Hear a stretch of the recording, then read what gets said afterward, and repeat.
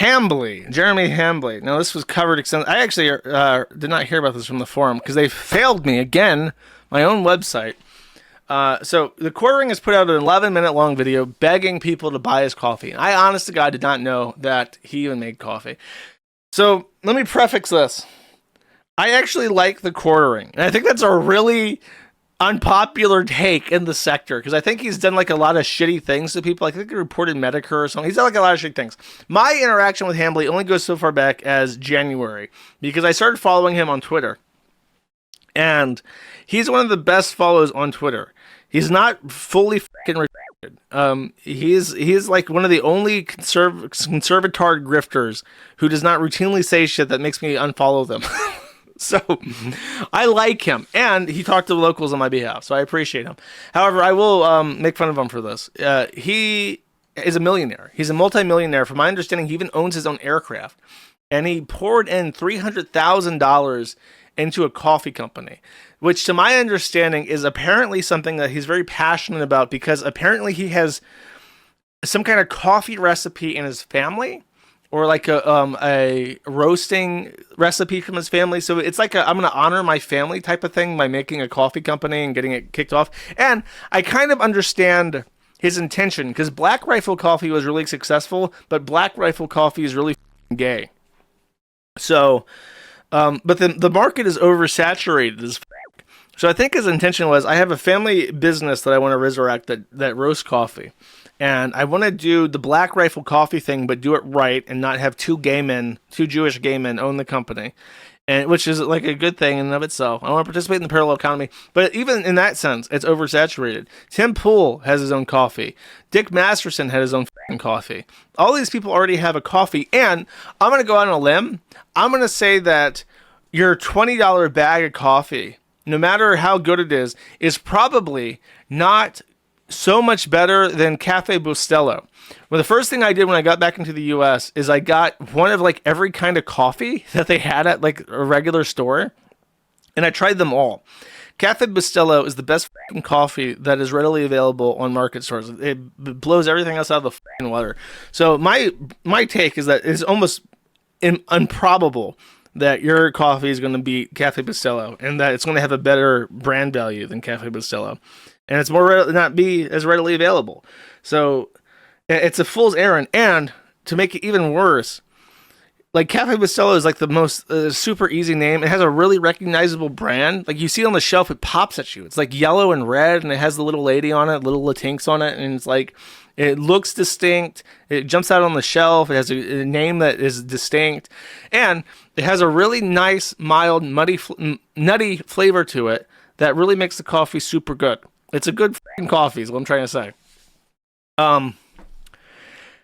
And it's like you're just not going to beat that. His brand name that he picked to compete with this, and I think I understand what he was going for. Like, we want to have a brand that's like no bullshit, no nothing, just coffee. So he calls it Coffee Brand Coffee. And it's honestly, it's a terrible name. Because I want you to do this right now. If you're sitting at your computer, entertain me. Go to Google, or you can Google this on Bing or Yandex, whatever platform you want to Google this on. Open up your preferred Google and look at it. Go to that and type in Coffee Brand Coffee. And I want you to think about this as you're typing it.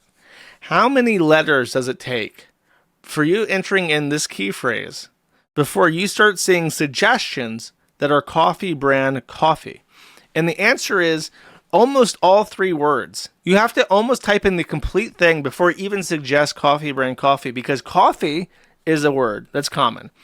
Coffee brand is another phrase that's very common. Coffee brand, you can say coffee brands from USA or coffee brands from Venezuela. There are many things that you can type in at that after the word brand, after coffee brand, that's not the other word coffee, and will fill in as a suggestion. So you have to type in almost, what is it? Coffee is 6 letters, brand is 5 letters. You have to type in close to like 10 keys before you can start seeing results for your branding, which is not what you want. If I go to Google right now, or Bing, and I Google from Bing, Boo, Buste 6 letters, then I get Bustelo coffee. The difference is night and day. If I go and type in coffee brand, I get coffee brand coffee as the first result, but then coffee gifts, coffee names, coffee logos. And it's like, it's way too long. Whereas if you type in Kiwi Farms, you get nothing because we're search banned on every search engine. You type in Kiwi F and then you get like no suggestions. Like you just typed in child or something. It's like, okay, I see how it is. Anyways, he's $240,000 in debt over this venture. In particular, apparently he had a contract with a company that does K-Pods, and then they backed out of that contract, or they didn't fulfill it correctly, and he blames them for having a woke agenda for doing so. So he bought on unsecured consumer line of credit, which means a credit card, an $80,000 K-Cup system for his company. So he has unconsumed, presumably at a 20+% interest rate, APR, on an $80,000 product for a company that presumably is not making that much money at all. So Pounder runs on his debts. Yeah, I don't know. It's just like it's just a really bad idea. I understand taking your money and putting it into a side hustle that's like a real company if all the other shit falls out. But coffee is just, like, number one, you can't even make American coffee. There are all these companies that brew coffee in the US, but you're still importing coffee from Peru. You're still importing it from, Nicaragua or Venezuela or Cuba, and it's like you cannot make American coffee. It's not possible. So it was a very bizarre. It's a really bizarre thing to be patriotic about. You can make anything. You can make silver coins even, and you can make them American, but you can't make coffee in the U.S. He bought an $80,000 K-Cup producer, so now he can a K-Cup is for a Keurig. The little pods that Keurig machines use are called K-Cups. And a lot of people use them. They're very dominant in the market. And they are great for sales because when you make a K-Pod, you can charge more per item and sell less coffee for much more money. So businesses love making them too. So he bought an $80,000 machine. And I imagine that machine is so expensive in part because of licensing from Keurig. You have to have like their permission to make their patented K-Pods or whatever the fuck. So now he can K-Pod he had like an entire factory ready and set up for making like coffee pods and shit. But it's like, if you don't have the underlying sales for your business, then what's the issue? And how could you not find a second company willing to K-Pod your fucking coffee on short notice? You would expect if you're going to do thousands of orders that you can get a new company willing to replace them on short notice easy. But I don't know, man. It's just really embarrassing. And it's embarrassing that like people are already kind of fed up with his like shilling his coffee stuff. But now he did like an 11-minute long video asking people directly to buy his coffee. And I watched his video, and the thing that he did that really drove me crazy was that it would be one thing if he had the bag. This is the bag of coffee brand coffee. It's $18. It's the finest coffee you'll ever have, and we have it in K-Pods. And it's like, just trust me, bro. And maybe even if you had a mild, medium, strong line of coffee.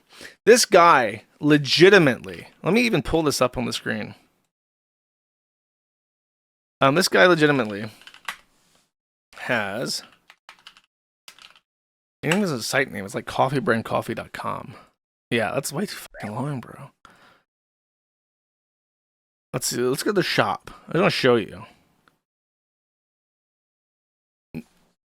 Light roast coffee, Ethiopian, medium light roast coffee, dark roast coffee, decaffeinated coffee, double caffeinated coffee, high caffeine coffee, bourbon flavored coffee, blueberry cobbler, strawberries and cream, silky ultra dark roast, butterscotch toffee, premium cold brew coffee, Colombian, and the starter kit.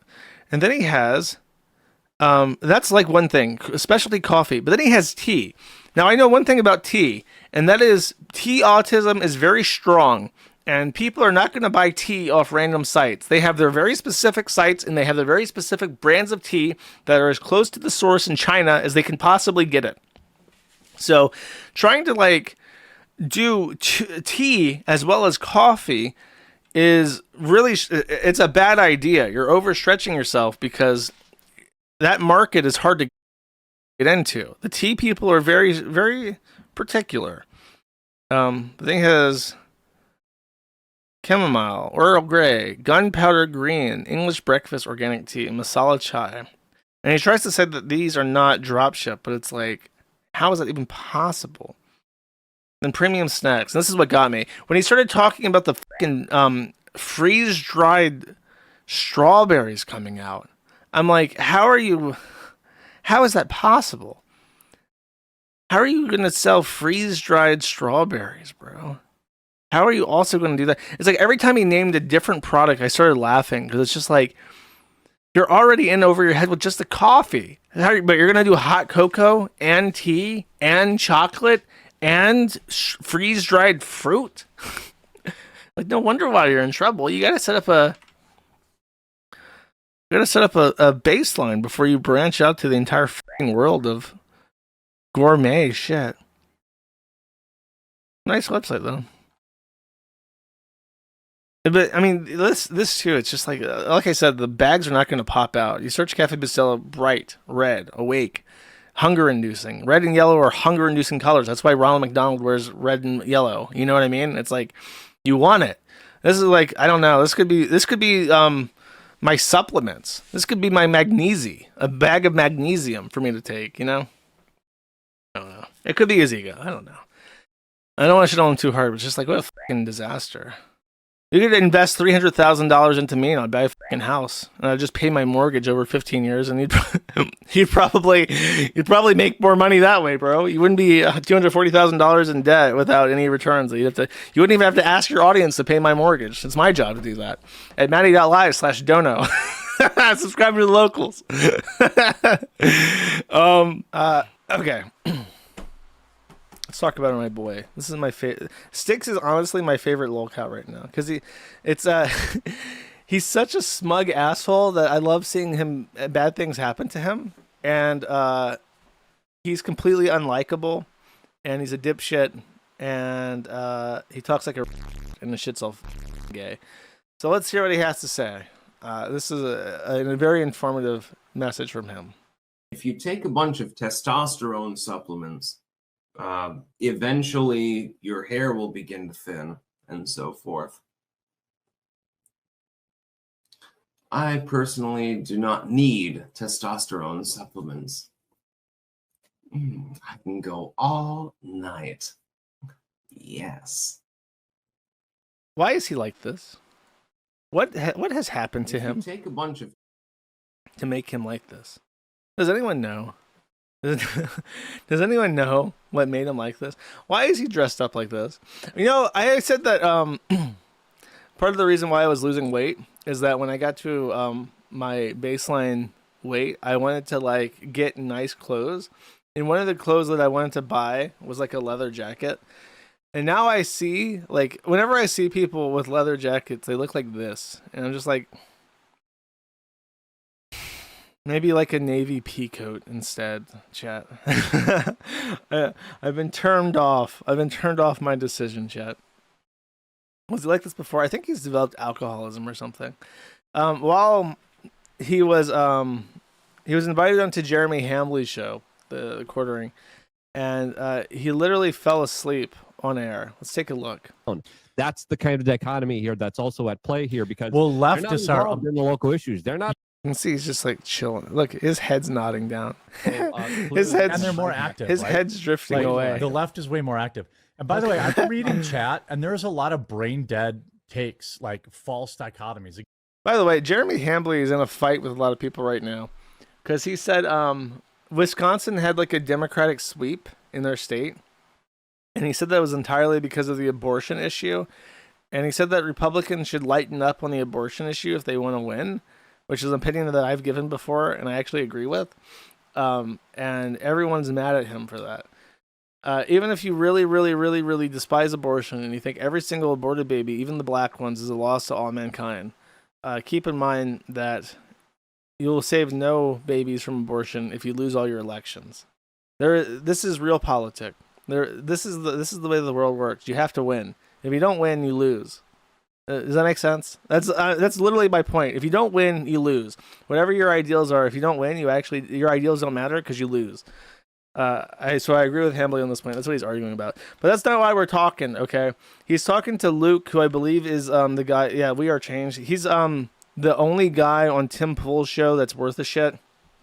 And then you have Styx. Now Styx is the hero of this segment.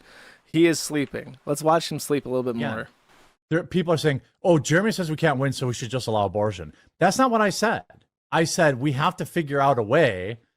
We have to find we have to change perception. We have to drive the conversation away from abortion, or we're going to lose. You're like not listening to me if you think that I said. He's so deep in contemplation. Jeremy Hambly is striking such a great point that Styx is actually needing to dedicate 100% of his mental resources to computing what he's talking about. We should allow abortion so we could win elections. That's not what I'm saying. I'm saying you're an idiot if you don't see that in purple states, that's why we're losing. And if you want to say voter fraud, it wasn't voter fraud. Now, did George Soros spend an assload more money? Yes, and that hurt. But I can tell you for a fact that when the data comes out after the fact, there will be tens of thousands of women that voted for Trump and voted for Susan Crawford. Why the fuck do you think that is? It's because of abortion. And it's not a guess. I live here. You know what I mean? Like, yeah. Let's go. I thought at this point he woke up, but he didn't actually. He like leaned backwards and got super comfy in his chair, a little bit more comfy. It's By the way, you can see that Luke from Tim Pool's show is like aware of the situation. They're both now aware because they were willing to ignore him for a while until his head dripped back. Because they thought, because this guy's been here for like 20 minutes, like, oh, is he finally going to talk? Because he's moving. And they both noticed. Look at how they're looking.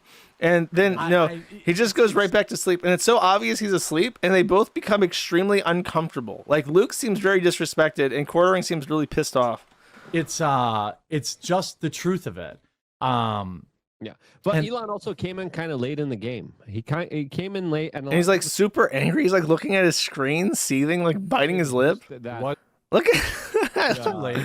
Yeah. He can't even conceal it only because of Elon. And these other guys, I mean, they were in the shadows. I was hearing about the shadow funding of this Democrat Supreme Court. No, the We Are Change guy is from Tim Pool's show. He shows up on it, doesn't he? Who is? I'm like 99% certain that Luke guy is like a libertarian who's like on Tim Pool's show all the time. Appointee now, not appointee. This candidate now for weeks and weeks on end now. So clearly, the whole Republican Party machine. Then he gets booted. Dude, look, he's like actual furrowed brow, like seething anger, like boiling over contempt. Look at that look. That's not a look you want to get from somebody that you consider your friend. Hambly, by the way, if you forgot, Hambly, when Styx was arrested on domestic violence charges in New Orleans, Hambly was the one that bailed him out. Hambly footed a $7,000 cash bond to get Styx out of jail. And then Hambly says, hey, why don't you come on my stream so we can have a talk?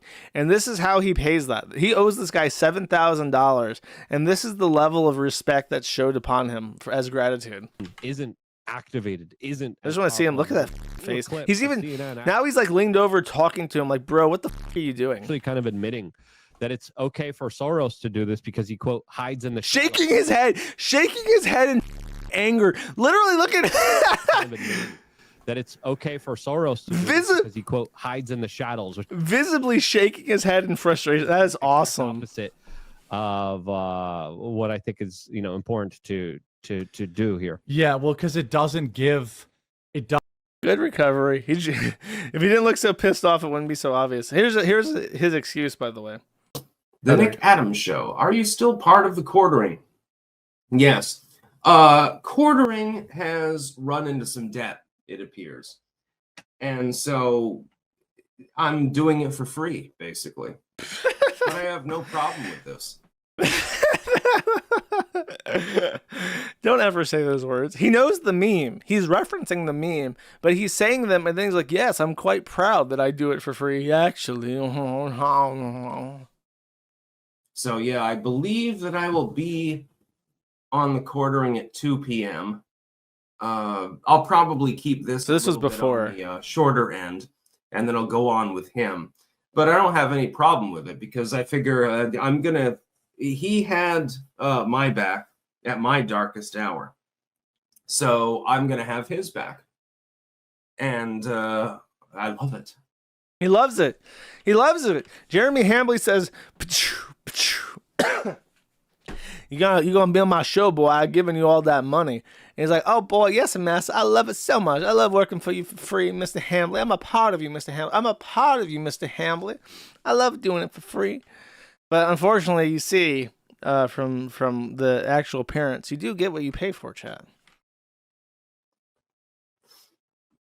Yeah, he I think he took out 300 grand to make a coffee company. But I believe in the long term, because of his business acumen. Business that will pay acumen. off. That's like a drunk slur. This man's toasty. And so, I'm willing to have his back.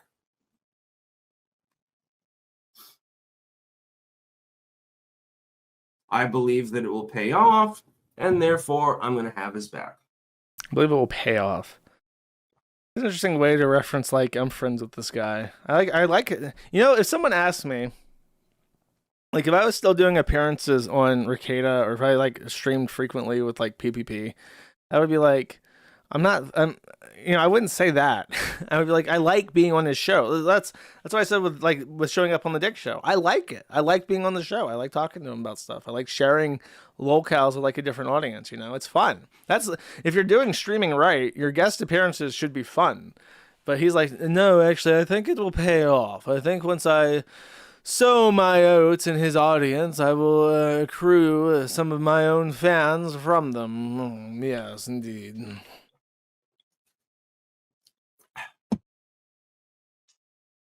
He didn't give up on me when things are real tough for me. So I'm not going to give up on him.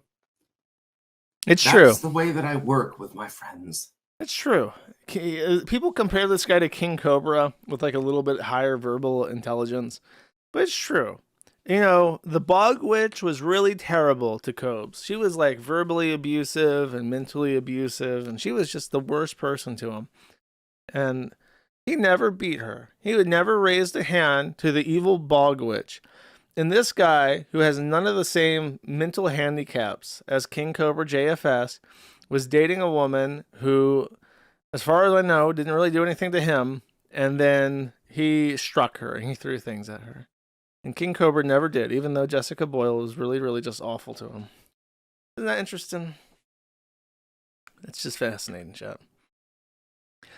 Okay, so this is the appropriate time to drop this on.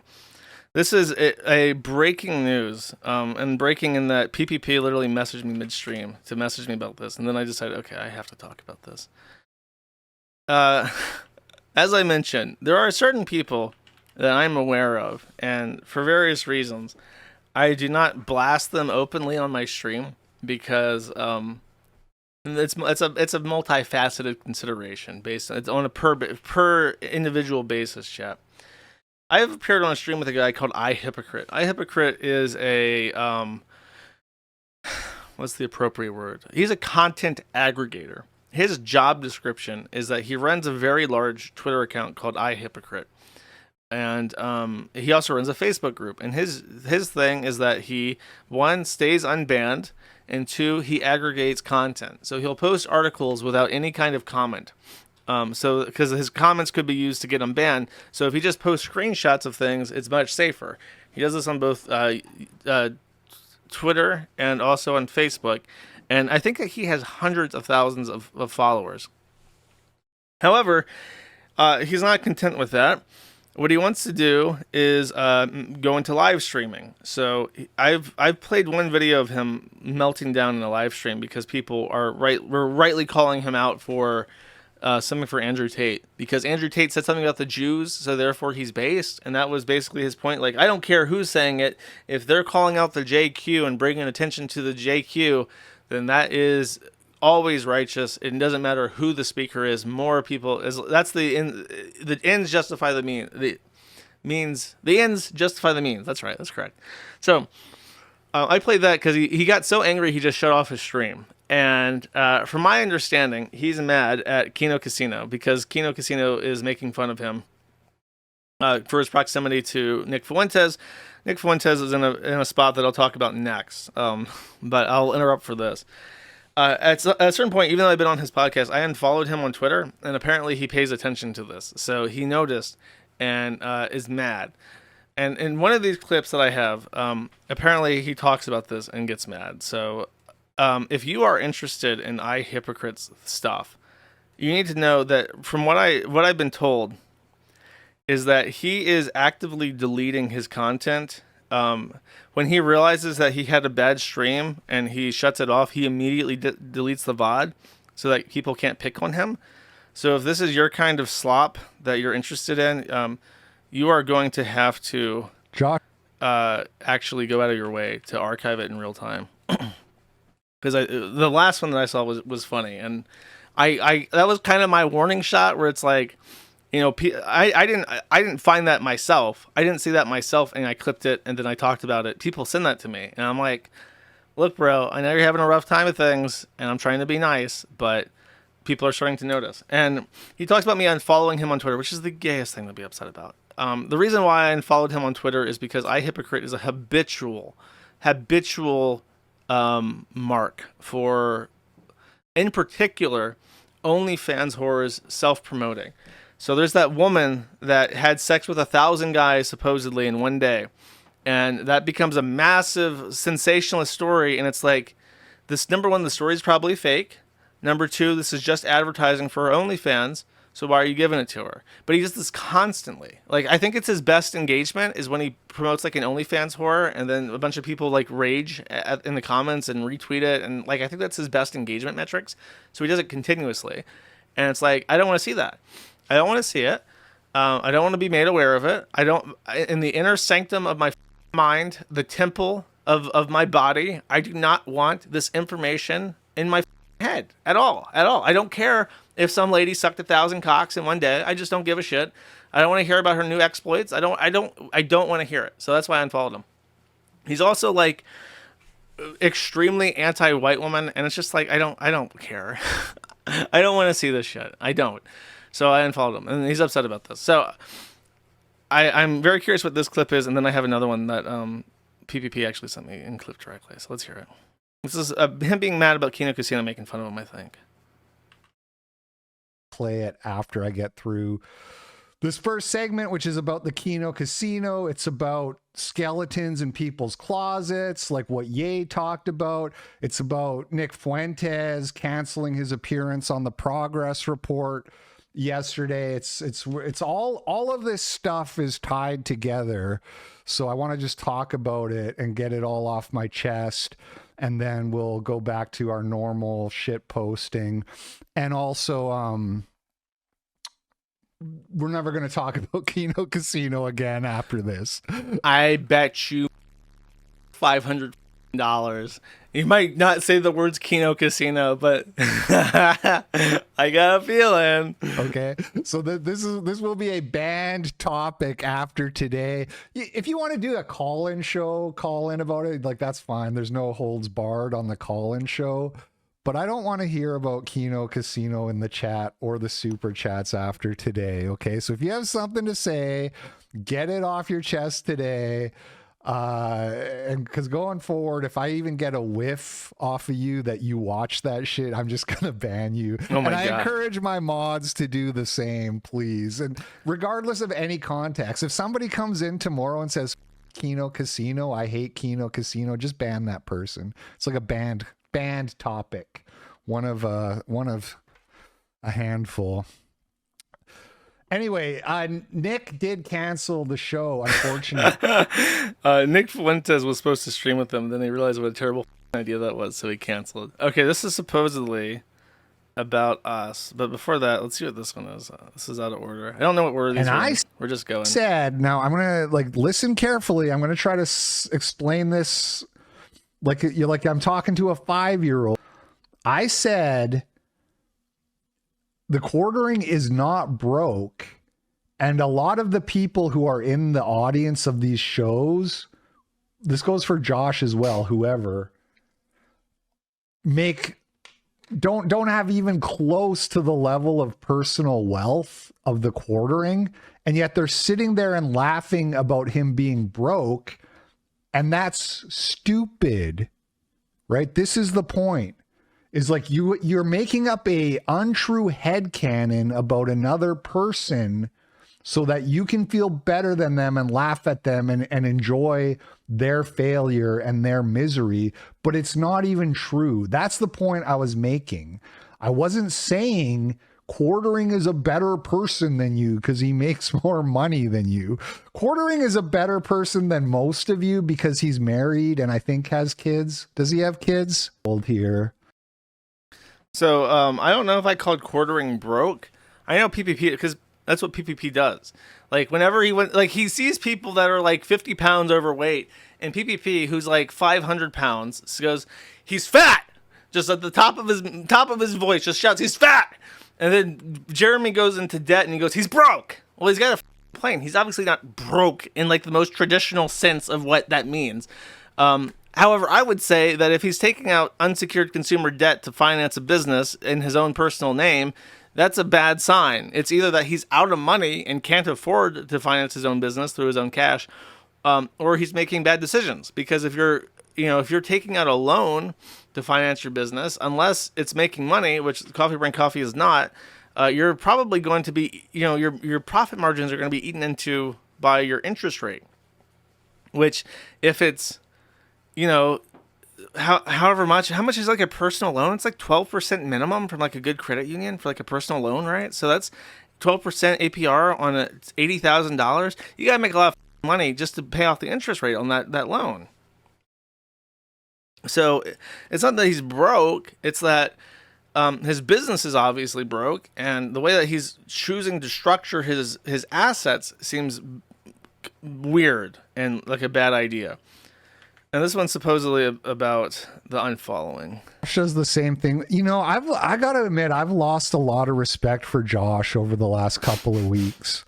Because I've come to realize that he unfollowed me on Twitter, and I asked him why, and he said, because you post fake shit all the time. It's true. Not stuff that isn't true. Not just OnlyFans stuff. He posts like a lot of stuff that is just flatly wrong, especially if it's about women.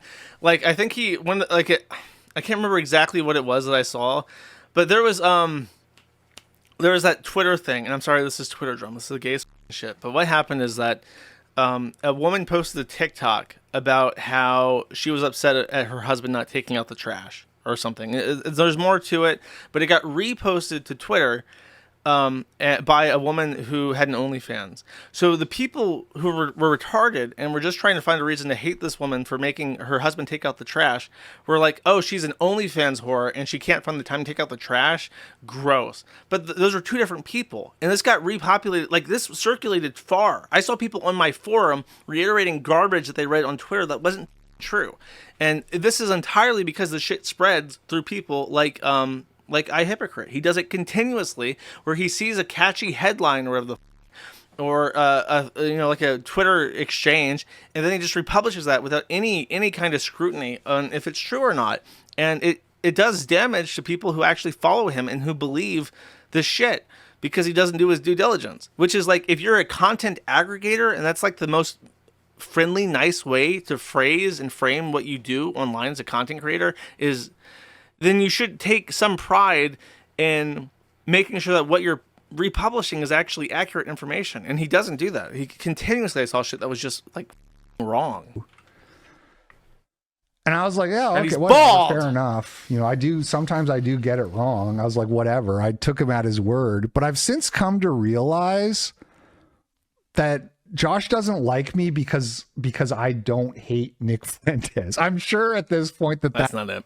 That's not it. What a cope. Like the Nick Fuentes thing is like, yeah, it casts shade. Like if you are associated with Nick Fuentes, it's like, what the f***'s wrong with you? But I try, I do my best to not do guilt by association, especially if it's just like, bumping elbows or whatever. It's a little bit different when it's like Vito, Vito, and then what's the other guy, Digibro, or it's like, he's staying at your house and he's like actively talking about wanting to kids. It's like that's where it's like the stank is so toxic where it's like but Nick Fuentes, like, make your money, bro. I don't give a shit about Nick Fuentes. That's what it is. Because Josh has an unhealthy, weird hatred and obsession with Nick Fuentes, and Josh follows PPP. So PPP is a purveyor of truth to Josh, but not me. All right, I get it. Listen, I see what's going on here. Listen, here's the words of wisdom. You can either be fat and jolly or a skinny bitch, okay? Those are your two options. You cannot be a bald bitch. If you're gonna be a gilder of lilies, you better be fat and jolly about it, okay? Alright everyone, welcome to a new episode of EST Tries It. Sure, $10 gets more than regular fast food, but for a full meal, combo meal, that's really good, so. For me, I'm gonna be honest, I'm not a gigantic fan of beef briskets. Oh my god, that is terrible. That tastes like Bowser's piss.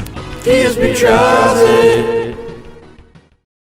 Okay, chat. So this is what I'm up to. I promised a while ago, because of the Quarting coffee drama, that I would review his coffee. And indeed, I have it right here, chat.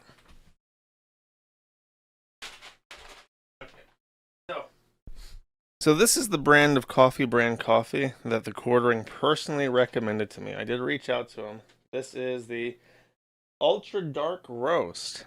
Supposedly, it says on the back, welcome to Coffee Brand Coffee, where exceptional coffee is our focus. We prioritize genuine taste and unmatched freshness without gimmicks.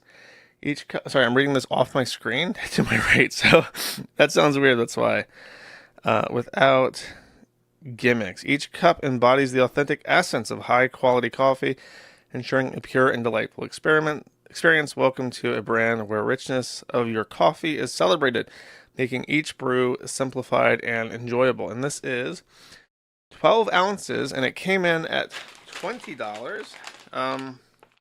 It describes itself as having the notes of, so I can get it in focus, baker's chocolate, pipe tobacco, clove, and smoky. It is ground or whole. Actually, there's a little check mark on the whole. So this is whole beans. And so, to accompany my decision to buy whole bean coffee, I bought other shit too. All business write-offs for this review, in case you're wondering. Chat. This is the Chestnut C by Timemore. This is a coffee grinder. Unlike most reviews, where the person reviewing it has an understanding of what he's doing and has used his equipment many times, as many of you know, I quit caffeine for Lent, did not have a drop of it, still have not had a drop of it, but I figure I might as well have a cup a day, just to kind of wake myself up. And yes, I am a little bit congested, but I've checked my olfactory senses, so I can taste and smell just fine. The other thing that I bought is this $70 piece of plastic called an AeroPress. Supposedly is a French press, but doesn't suck. French presses are awful. In particular, comes with this. This is a AeroPress filter. This was $3, I think. And what this does is it keeps the grinds out of your coffee. For some reason, French people love to munch on coffee grinds when they drink their coffee. Eat their coffee, literally. I don't like eating my coffee. I like drinking my coffee, so I don't like that. Supposedly, this is going to be the new and improved way of doing something. Doing my coffee, rather, specifically. This Cafe Bustelo, you can get this for dollars, pennies on the dollar, at any Walmart, anywhere. So, this is when I came home from the U.S., or to the U.S., I started to test every coffee that had K-pods, because my Airbnb had K-pod, like a Keurig machine. So I bought every K-pod they had at Walmart, every one of them, and I tested all of them. Cafe Bustelo, without a doubt, is the best conventional coffee brand that you can buy at a Walmart, basically. So that's my control. I know I like this. I'm going to be making 3 cups of espresso, 1 cup of Bustelo, 1 cup of coffee brand coffee, ultra dark, silky ultra dark roast, and then 1 cup of a third coffee that is a surprise. Some people already figured out what this is. I don't know how they figured this out based on the information I gave out, but that is indeed. So it's not going to be a surprise to some of you. Anyways, my point of doing this is that I like Cafe Bustelo. It's perfectly adequate for a coffee, and the price difference is the thing. This is like a couple dollars. That's $20, and then the other coffee I bought is like $40, and I don't even think it's going to be good.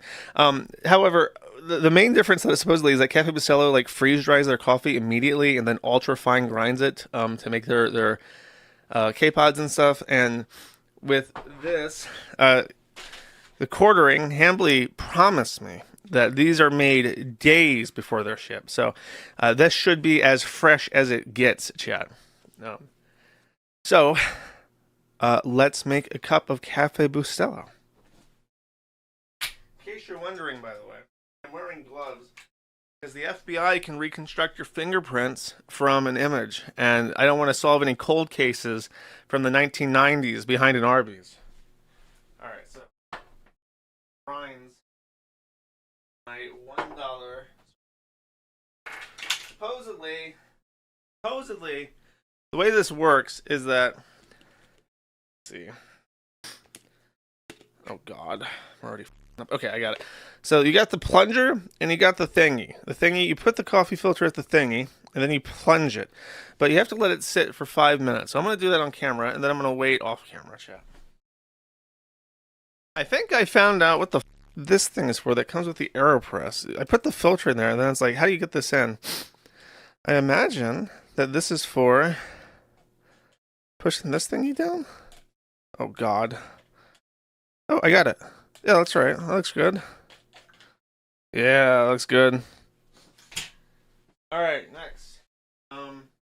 It just occurred to me, how the do I put the coffee in here and let it sit for 5 minutes before I plunge it? I have to consult the directions on how to make coffee, chat. Oh, give me a second. Okay, so see right here. It says espresso style. Prep. Grind your medium fine. Heat your water to boiling, or if you have a temperature controlled settle, set it to 85. I've already done that. Pull plunger to separate entirely. Put filter. Twist filter cap into chamber. Stand chamber on carafe and add 1 heaping or 15 g of coffee to each espresso style shot that you wish to brew. Shake gently to level. Then add the water. Stir for 10 seconds. It says 10 seconds, no more, no less. And then insert plunger into chamber and let sit for 30 seconds. Okay, it doesn't take a full 5 minutes. I guess I might as well try to do this on camera. The only thing wrong is that my camera loves to like shut off. I don't know why the fuck it does that. I've turned this off. It just likes to piss me off. So I'm gonna try to do this. I guess I'll reset it every time I up. AeroPress. Alright, AeroPress in the center, ready to go. So it wants 15 grams. I happen to know off the top of my head that it's 2 teaspoons. It also instructed me to shake it gently, chat. Now, I believe it wants an 1/8 of a cup. I think it's 30 grams of water. Actually, how much water?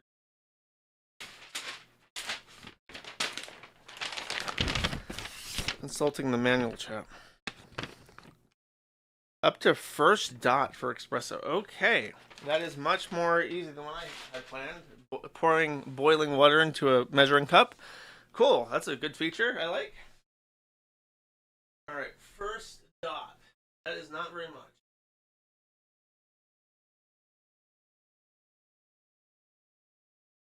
Okay.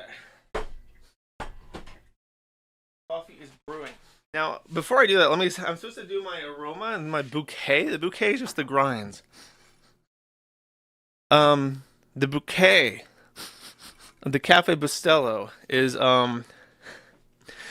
it smells like coffee. It smells like coffee. It says to, press it in and wait 30 seconds before doing a full plunge. You can't really see that, and I'm not really able to tilt it, so I'm just counting to 30 before I do this. My camera is now warning me it has reached its temperature limit, so after I do this, I will have to fix my camera, chat. Again. Alright, I feel like it's been 30 seconds. I'm gonna plunge this.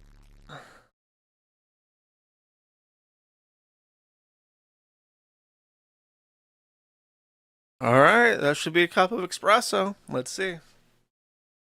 Alright, let's pour it.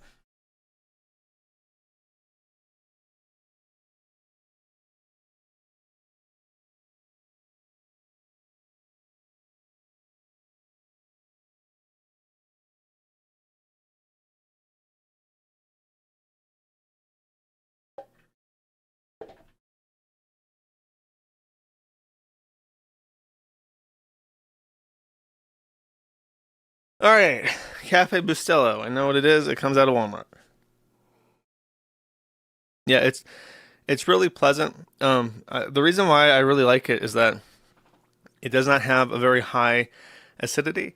Coffee is usually very acrid, and I don't like it. It just tastes like shit. So you basically always have to pair it with some kind of dairy product, like creamer or whole milk, and that amplifies the flavor of coffee without without ruining it. So that's what I usually do. Cafe Bustelo does not really need that.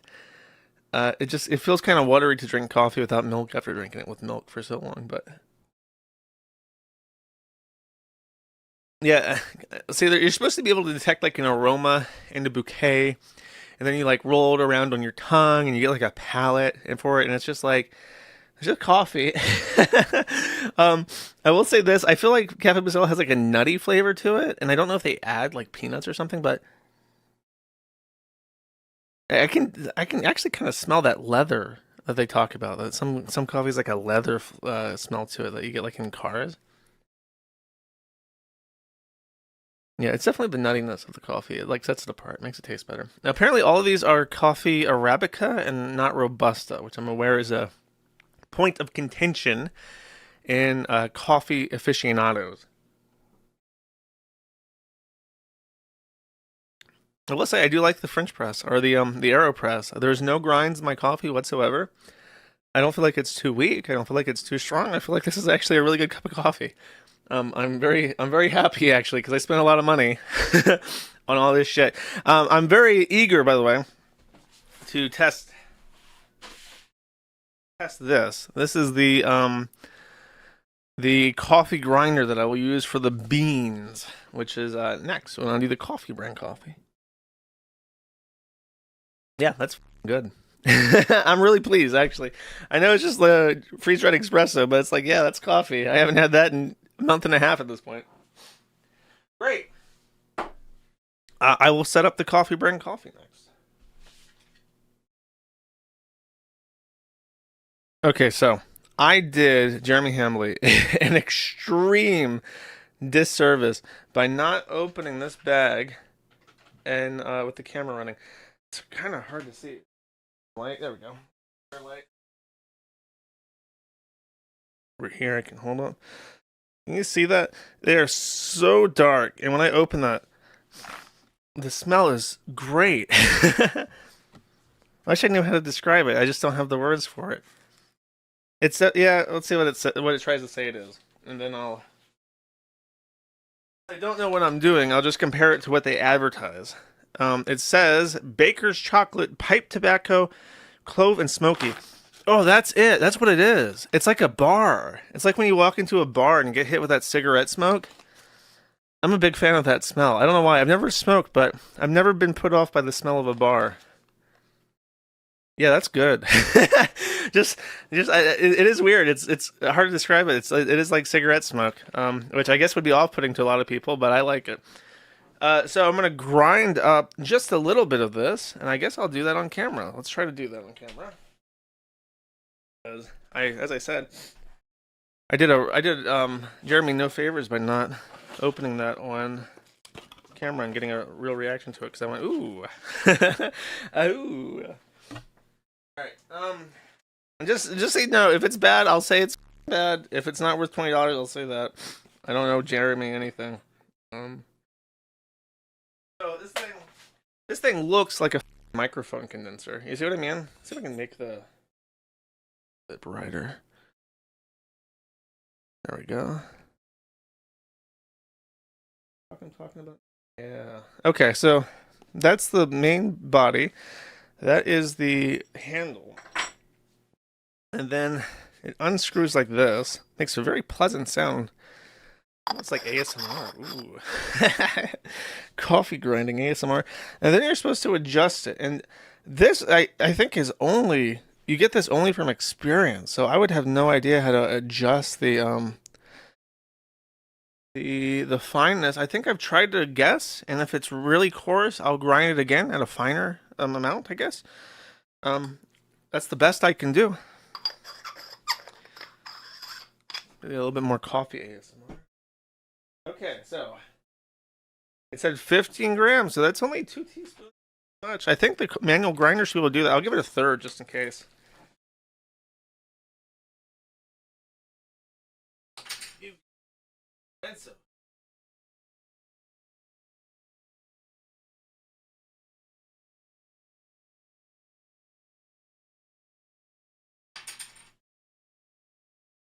Now,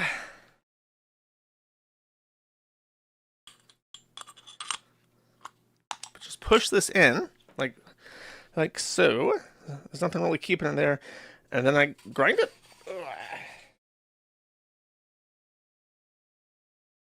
And I guess I keep going until I can't feel nothing. Just like in real life.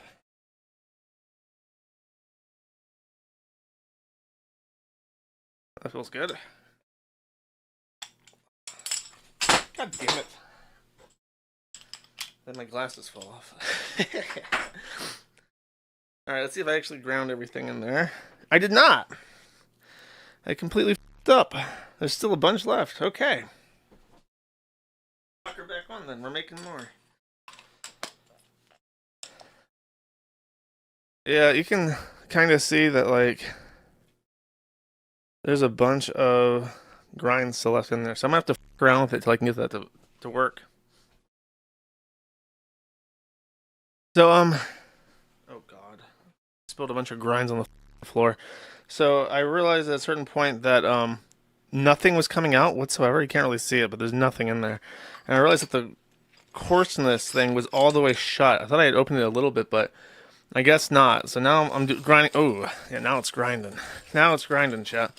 Fortunately, I spilled a bunch on the floor like a retard, but oh, now I don't feel anything. Okay, so it does work great when you don't completely shut off the coarseness. See if I can get a little bit of light in here. I'll get the thing. I do want to show you what it looks like.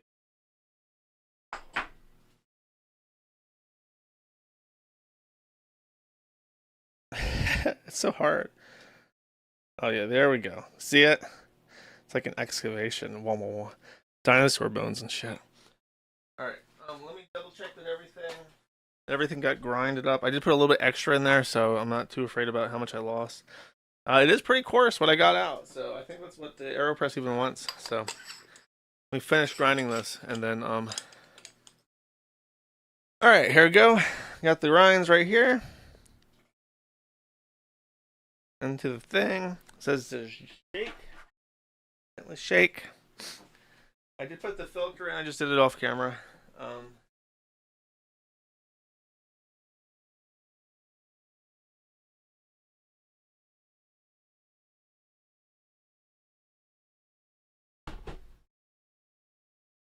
Gently under it. Half an inch. And it said wait 30 seconds. Honestly, the more coarsely ground coffee is a lot lighter. Like the actual water, you can kind of see it in the camera, but it's a lot lighter than the espresso was. I mean, that might just be my fault. I'm willing to admit. We'll see how it looks once I plunger it. Fortunately, it looks like some of the grinds did get through. That's also probably my fault because I don't know what I'm doing. But like, it's been 30 seconds. Do the old plungerino.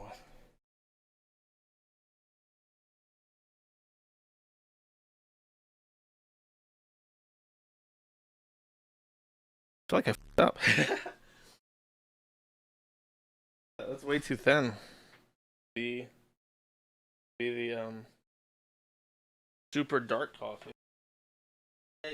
Here, kind of compare this. I think this is what I got out of Jeremy's, and this is what I got out of the regular coffee Bustelo, and it's just much lighter. And I think that is my fault. So I might do it again if I just don't taste enough coffee in this. Yeah, it's a very light flavor, so I'm actually gonna do this again. I apologize. I think I f***ed up. All right. So I f***ed around with it for a while.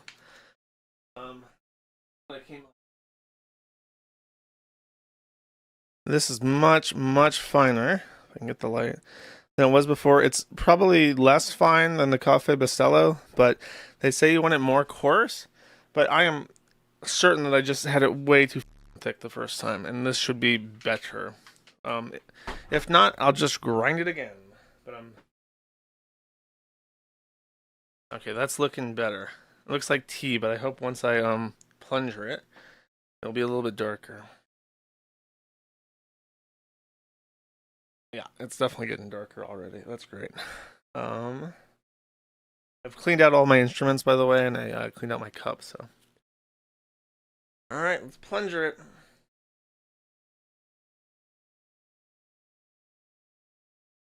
Yeah.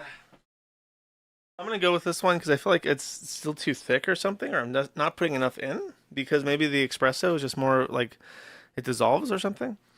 So I'll just run with this. I feel like I'm doing it a disservice. I will. What else am I gonna do?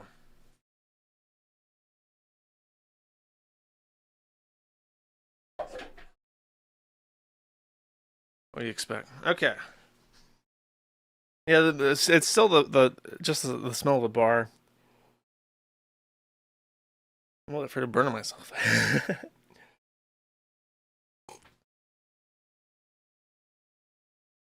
There is a little bit of chocolate. There's a little bit of that chocolate flavor. It's definitely like the tobacco. That's definitely what it is. I didn't know what to expect when I got like ultra dark roast. I was not expecting like tobacco and smoke. I mean, those are things that I'm not like particularly off put by, but I mean, it's not bad. The smell of the beans is very good. I think maybe if I made it a lot more thicker with more grinds, it would be really strong. But the question is really, is this so much better than Cafe Bustelo that it is worth the price? I mean, I will say there's like a experience to it that's really hard to explain. It's like it coats the tongue, and I want to say that's the oils, because I read about how to review coffee before I did this, and it has like a very pleasant experience where it kind of like coats the tongue. And I think this would pair excellent with milk. I'm drinking it straight for the sake of the review, but I bet you if you put a little bit of milk in this, what I'm going to do for the third coffee is I'm going to grind it a lot finer, because I open it way up and then I keep grinding it, tightening it down, and it doesn't really indicate how fine it's going to be in the thing, but I want to tighten it even more for the third coffee. And then if that one looks a lot better, I'm going to make a third cup of Jeremy's, and I'm going to try it with and without milk, just to kind of round this out. But yeah, I mean, it's coffee. It's good. It's not off-putting at all.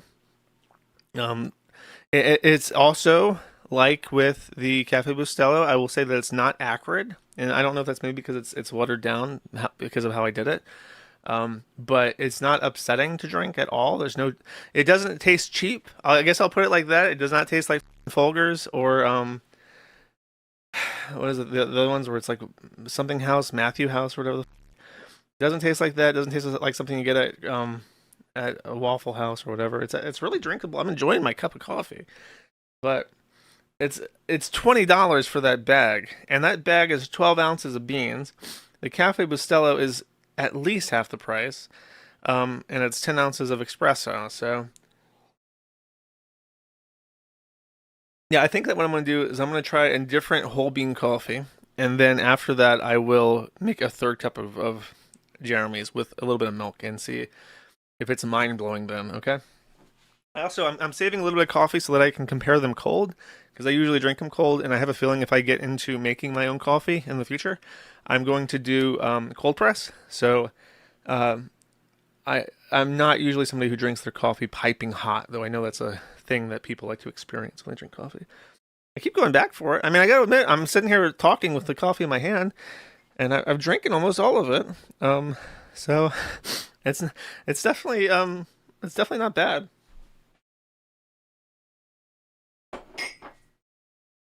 Around, chat. Time to get out the big guns.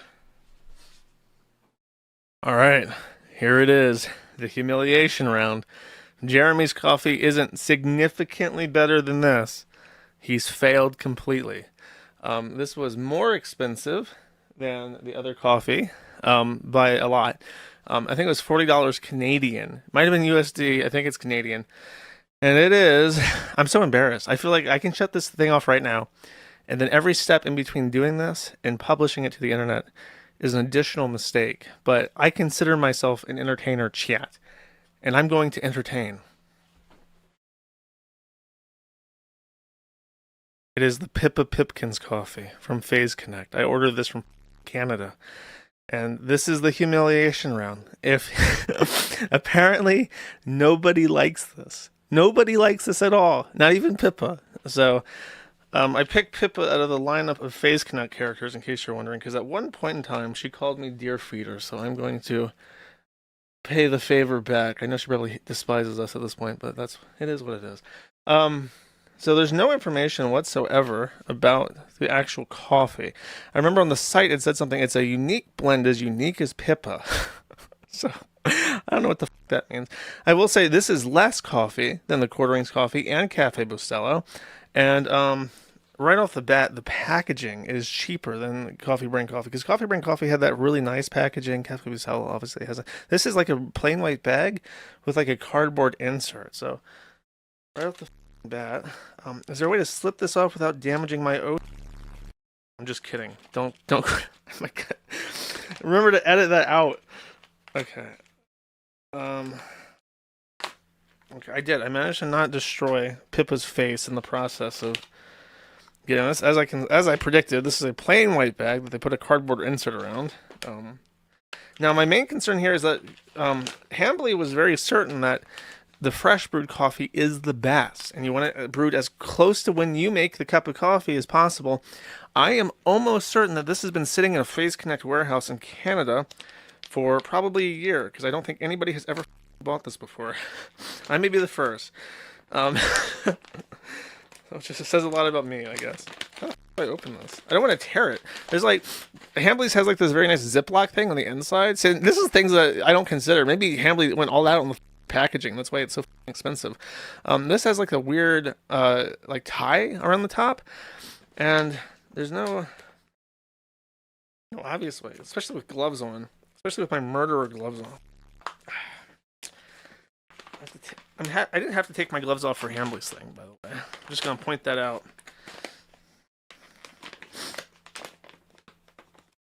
Okay, I'm still fumbling to open the packaging. It's like glued at the top, but at the same time, you can't cut it because the zip tie at the top is so close to where you would cut it. Maybe you do have to cut it. Okay, I'm gonna try to cut it as close to the black tie as possible. I feel like DSP. DSP tries it. Okay, I cut it.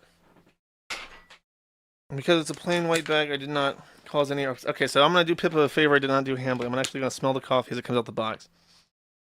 Oh, it's perfumey. It's very perfumey. It's not dark at all. Strawberries immediately, right off the top. Strawberries. It's a light roast. It's very, very fruity. It's almost saccharine. Yeah, it's like strawberries. Like it's it smells like a strawberry milkshake. It's actually a good smell.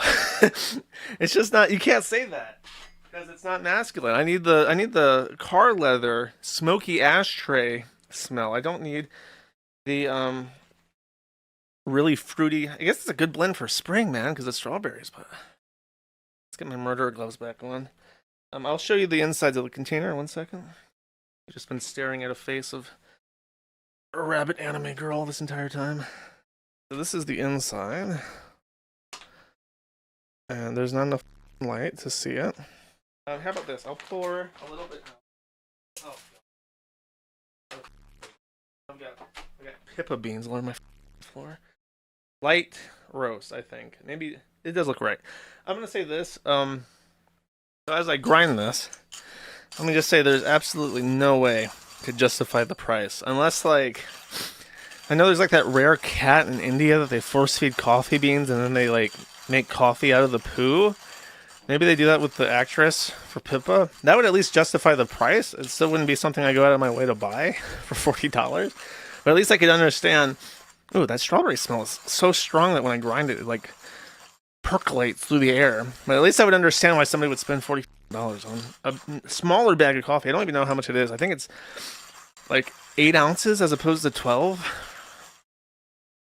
That's what you get when you buy the premium weeb shit, I guess. I can only imagine how much they spend on those figurines they jerk off on. Alright, so I got my coffee. Let's pour this in and brew it. Alright.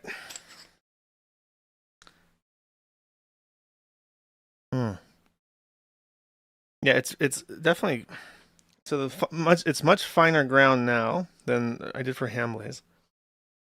Now that it's ground up, it still has that really strong strawberry smell. It's just really sweet, and the bean smells good. I don't know how to put it. It smells like a dessert. I absolutely loathe if I actually like. I have no shame, so.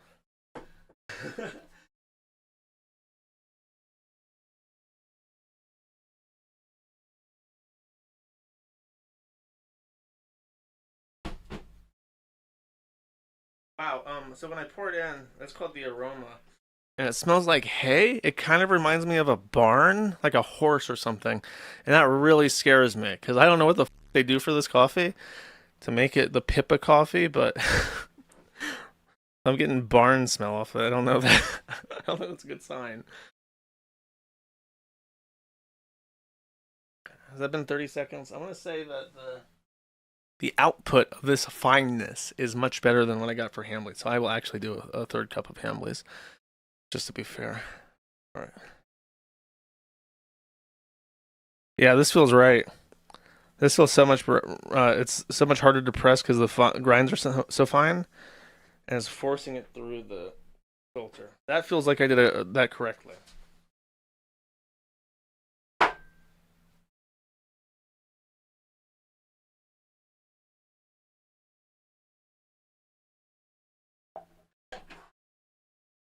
Dude, that smells so much like a horse.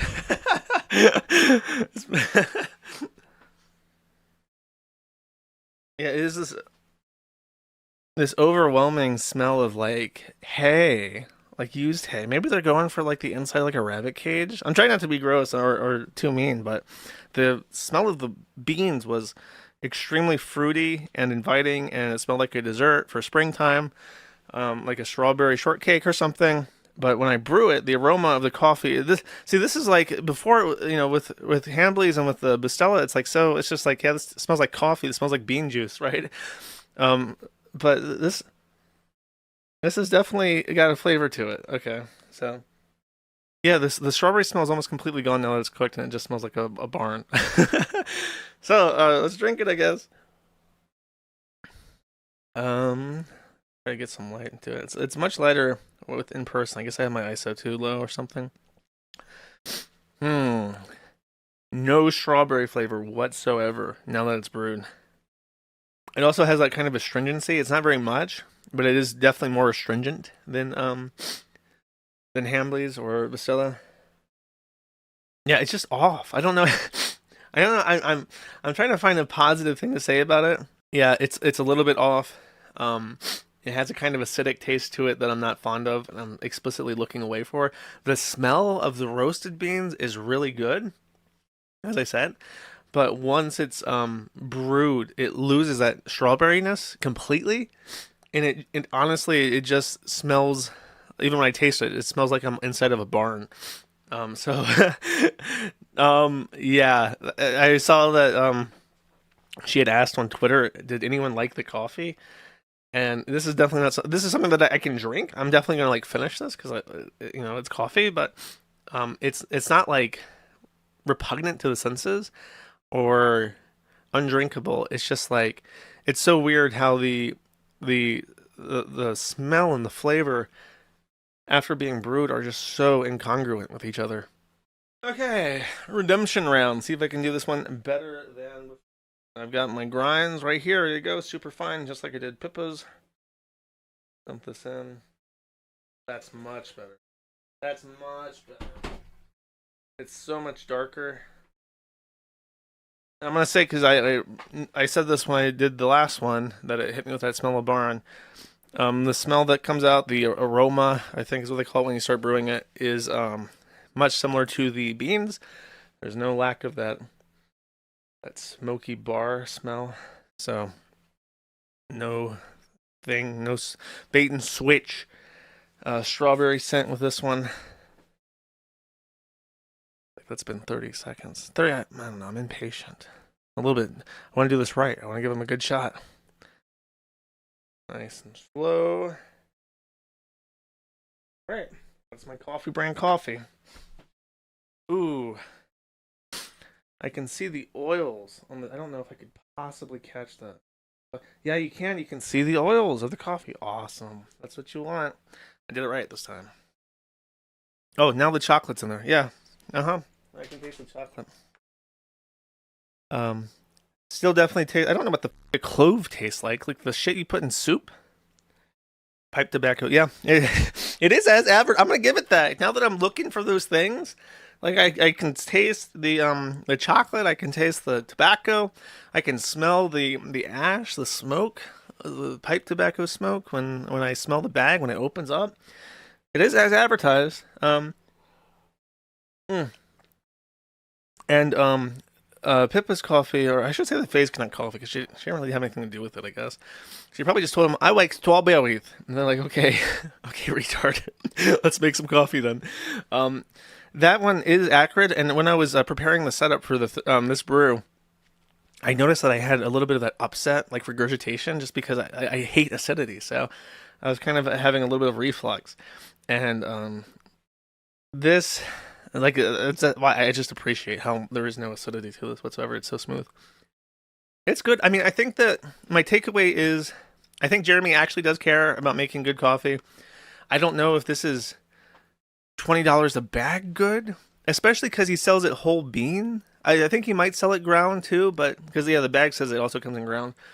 I just think that the market, because people get into their habits. They go to the store and they buy their Folgers, or they buy their Bustelo, and then once I went through all my K-cups, I'm like, okay, Bustelo, this works for me. I'm going to buy this coffee. Would have never thought about buying coffee brand coffee if I saw it on the shelves of Walmart. So the people who are going to buy this are either people convinced to buy it word of mouth, or people who know Jeremy Hambly. And that's why you want to keep those expenses as low as possible, because it's like, that's your audience. It's just that circle of people. So I'll say this is good, and I'll say that nobody who likes coffee would probably turn this down. They'll drink it. They might even like it. And I'm not somebody who goes out of my way to buy dark roast, but I can taste the chocolate. I can taste the tobacco. I can taste the smoke. I like it. It does feel like a wake-up coffee. I just woke up, so as I'm filming this, so I was like, let's get into my coffee shit. And I'm satisfied with it. Would I spend $20 for a full bag again? Probably not. I'm going to be real with you. So I have a genuine suggestion here. Okay, my camera's frozen. Fuck me.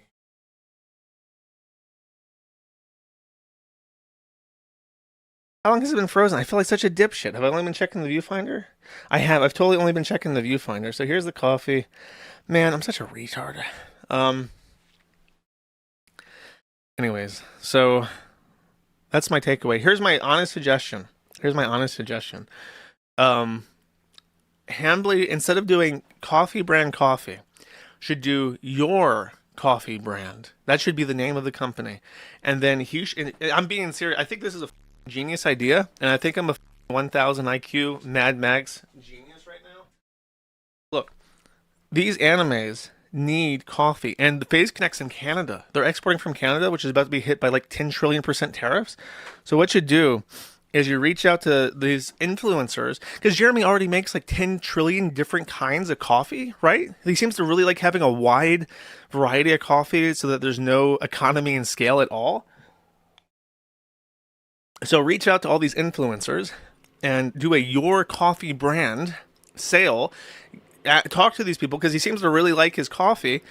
Talk to them and figure out like what kind of coffee do you want. Get them to be like, I like strawberry.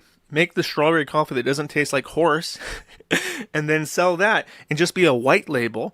And that way you don't have to rely on your audience, and you don't have to rely on people finding you at Walmart or Amazon, because you're going to have all these other people selling your coffee under their name. Everyone seems to want to have a coffee anyways. You got the Tim Pool coffee, the New Project Brew, the Quarting coffee. You got all these people selling coffee.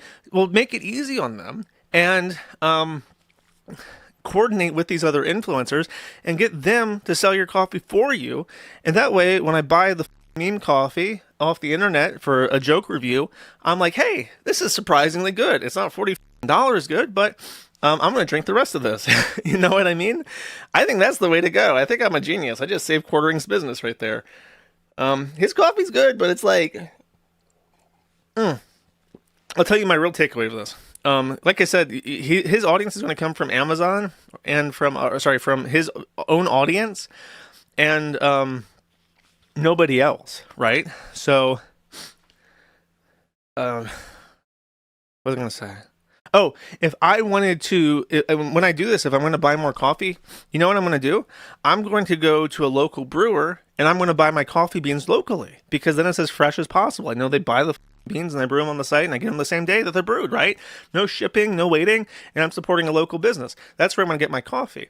So you're really at a disadvantage. The people who do want to support like an American business are going to buy local, because why would they buy internet when they can buy anything internet? If you're going to go to the internet to buy your coffee, you're going to buy the best coffee that you could possibly get or that you want to pay for. You're not going to buy the internet influencer coffee. So I think that he's really barking up the wrong tree. He's going down the wrong path. I think there is a demand for what he's doing, but he needs to white label it. I'm being dead serious. This is honest. I honestly feel like this is $1 million idea. Make your coffee and then send out samples to the people at like Phase Connect and be like, look, your coffee sucks. You're making it in Canada. Americans are your main consumer base. They're not buying it. I can make it in America. I can avoid the tariffs. I can ship it locally in a couple days. His coffee arrives super fast to where I'm at, and people are going to like it because I know what I'm doing. I have just saved your business, Hambly. Feel free to write me a check when you're a millionaire, all right? Feel free to take me on a tour in your plane. Here it is, final view of it. Let me take a sip of Cafe Bustelo, see how it holds up. It's good. Well, here's what I'll say. Cafe Bustelo is a good coffee. I like it a lot. Pairs excellent with milk. But the coffee brand coffee is notably more flavorful, and that's probably because the coffee is just older because of how they distribute it from Bustelo. And so the flavors are less prominent. So I'll give them that. This is a good cup of coffee. Probably not worth $20. And if it is worth $20, I'd rather just support local brewers, or local roasters that roast in the area. So I get a grind in my throat. That's why I hate coffee grinds. Anyways, I hope you have enjoyed this review. Thank you so much for being a member of the Locals. If you're watching this on Locals, matt@theinternet.locals.com. If you're not, I appreciate everybody's support. And again, I hope you've enjoyed this. Next, this is, as I said before in my last stream, I'm doing a little vignette of all the topics I usually cover about the most YouTube safe topics to talk about for the first hour or so of my stream, that I can tease people to come over to the scary alt tech platforms. So I'd like to shit on somebody I don't usually shit on, because I like him. Unironically, he's one of the few people in the world who will ever credit the Kiwi Farms, but being a friend of the Kiwi Farms is a small comfort, because if anything, it tends to draw more criticism onto you. And with Hambly, unfortunately, he has been up to dirty deeds, okay? So I have to condemn him. This is very sad. He was on stream, right? Because he's a streamer, the Quartering. I always call him Hambly, because that's how I don't know him as the Quartering. I just know him as Jeremy Hambly. But he was streaming with what appears to be an OnlyFans prostitute. I think that's what she looks like. I know, don't judge a book by a cover, but if I had to guess, I would probably win. So he was streaming and he made a little oopsie doodle. Let's check it out. For me, but I'm trying like rice. I'm gonna try eating rice and like avocado. You have to get one of those sweet call that. kawaii rice cookers. Let's do an instant replay in that search history there. Let's see. Where's the first one? Type in W. It shows up underneath it, but who do you schedule a RMC semen analysis with? And I guess that's the other one. I remember he apparently had in his it's not in this, but I remember hearing that he had also had Gooner stuff in his search history. Now, what's really sad about this, I wonder if this is on the next tab. Oh, it's in this. He has repeatedly made fun of women for being empty egg cartons, right? So he's quick to come up with empty egg cartons. And I want to say that publicly on stream, when anyone presses him on why he doesn't have kids despite having ample funds and being over the hill, being in his 30s, why he hasn't reproduced yet.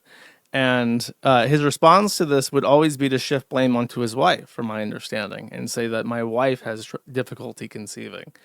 And it seems like, based off the search history, that it may actually be his problem. And he's just been blaming his wife, which is extremely nasty to do. And unfortunately for him, it's quite a lot of shit to eat if you've been making empty egg carton jokes on the internet for the last however many years, and you're having to look up semen analysis because apparently you goon so much that you can't impregnate your wife. By the way, his consumption is directly linked to infertility and fertility issues. That is not a speculation. That is actual reality. If you ever want to see really depressing people, by the way, go look on Concept. Like this is, I think they have a thread on the Kiwi Farms. They any of the trying to conceive subreddits on Reddit, you will see some of the most pathetic posts you've ever seen in your entire life. It's like women saying like, my husband masturbates to but can't get it up for me. We're trying to conceive. And people talking about how they literally jack off in the bathroom into cups and then will use a turkey baster to artificially inseminate themselves in the back seat of a car.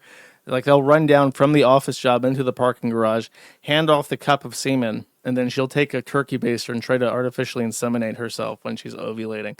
So it's like that, you know, it's pretty dire down there in the Reddit dungeons. The people of Reddit are special. They're very special. I'm not making that up, by the way. I have actually seen these posts, and they're crazy. The other thing that he did is that he posted this a while ago. Hambly, much to my chagrin, to my frustration, is somebody who loves to show off his extravagant wealth. Here is my beautiful kitchen with my marble countertops. Here is my $10,000 saltwater aquarium, with custom cabinetry to build it into the central floor plan of my living space, filled with exotic aquatic fish that cost $2,000. I also have a collection. He has like a giant collection of old Rolex watches that each $70,000. Each, which Rolex suits me today for my internet podcast? Well, this 1960s $70,000 Rolex. I think this one suits my sweatshirt and shorts quite well. And then he gets on stream and says, "Guys, I need you to subscribe. I need 5,000 monthly subscribers. Otherwise, I'm going to have to fire my reporters." And it's like, well, if you have a private jet, maybe you could sell that. If you have 20 different Rolex watches of 70,000 a piece, maybe you could sell that to try and make ends meet. But, you could stop taking Ozempic and diet naturally if you are trying to lose weight, because Ozempic is like $2,000 a month. That kind of stuff. Those are the kind of things you can cut first from your budget if you're trying to save money. But no, apparently not. So then he admits on stream that this aquatic tank is empty. I'll play this clip. Yeah. It's not like when you lose your freshwater fish. Like, I was just watching $2,000 floating around in the water, That's So you're gonna call your fish? that you have these pets, you have these animals in your house, and you're like, oh, they're all dead due to my negligence and ineptitude. That's a lot of money that went away. Like, bro, they're like exotic pets. Do you have names? Are you not sad that you killed them? Fish guy gets a new coral, etc. I would call my fish guy because I said the fish don't look good like a week ago, and then he had somebody leave, and then he's been busy, and I've tried to be like, brother, I understand you've been busy, but like I said my fish don't look good for like the last week, and you haven't come, and now 3 of them are dead, and some of them are like $400 each. And Since we're live, by the way. I know we're live. Yeah, that's Okay. all right. I wasn't saying anything. Luke is like warning him, like, bro, you're constantly talking about how broke you are, and then you're complaining about how your fish are dying, and you only see them as like dollar signs rising to the top of the fish tank. Like, you might want to like shut the up. He's like, shut up, Luke. You. Thing that was no big deal. I think the audience likes to know what's going on with these fish, especially if they're $400. That's an expensive hobby. Well, saltwater fish are very expensive. And, What are you, Dr. Fauci, taking out these fish? You're what is this? Well, I mean, I have not. I was looking for some sort of vaccine to give them because they didn't look good. But they, he said, well, you just got to hope they basically, he went with the holistic approach. Feed them this, feed them that. Hope they pull through, and just looks like my powder brown tang did not pull through, and so that's another $200 on the drain. mRNA gene-specific intervention that is done in China in order to help progress your fish's longevity and health towards being genetically altered to deal with the horrendous conditions you put them under. Yeah, I mean, this is my fault. Absolutely. I guess we should probably acknowledge that there's 20,000 people already waiting for us to get going. I guess he realized that the chat was not sympathetic to his fish story. People do get very angry when you talk about killing your pets, as it turns out on the internet. So, I imagine there's quite a few things that are sadder, but this is high up on the list. You're in this big McMansion surrounded by all this opulent wealth in the form of furniture and fixings for your house. But are there the pitter-patter of baby feet? Are there screeching noises filling your house with liveliness? Is there a fish tank, perhaps, filled with fish? Oh, no. It's simply empty milk carton, empty aquarium. Very tragic. Very depressing, actually, like genuinely depressing. So consider this a sign, Quartering. It's time to wisen up and stop trying to replace family building with and dead fish. It's not the future you want. It's bad idea. What is this? Oh, he wants to do another project. Okay. Is he going to grow oranges inside his house? We have blood orange trees. We have kumquat trees. I mean, this guy grows My them in the neighbor. snow. My neighbor in Florida, when I was a little kid, he had a kumquat tree in his front yard, and they would come in naturally every year, and we would eat like an entire basket of kumquats because you could just pick them right off the tree and munch on them. Oh, there's a company that sells these too, but they don't pay me money, so I don't want to shout them out. But like, wow, I looked at buying their product. It's like basically something you build, and wow. That's so avaricious. I'm not even going to talk about you unless we can get some sort of kumquat sponsorship going on my streams. You got to sponsor the quartering. Like, you might be able to actually build a relationship with the company. You said like, oh, I'm not sponsored by them, but I use this holster or whatever for my concealed carry, and I like it a lot. That's how you like form bridges and shit. You don't just like immediately make it obvious that you're a sellout. it looks more like an official greenhouse. It's like more of an official greenhouse. It doesn't look like ghetto trash, but it basically has the same outcome. That's always So if you have a spot in your yard where you can just have something that kind of looks ugly, it's not that big a deal. But if you live in a city lot or something like that, you kind of want to. You can't just have like freaking a tarp city in your backyard. Then you want to, use this other company. I'll share them if I go with them. They sent me their pricing. It was not as cheap as I had hoped. I don't know, man. Like, it seems like you have a lot of hobbies. You got watch collecting, you got aviation, you got that toy channel. Didn't PPP find out that the quartering has like a man-child channel where he like reviews RC cars and shit? You have like a saltwater aquarium tank, and then you have like, you want to build like a kumquat like glass house garden in your backyard so you can grow tropical vegetation. Why not?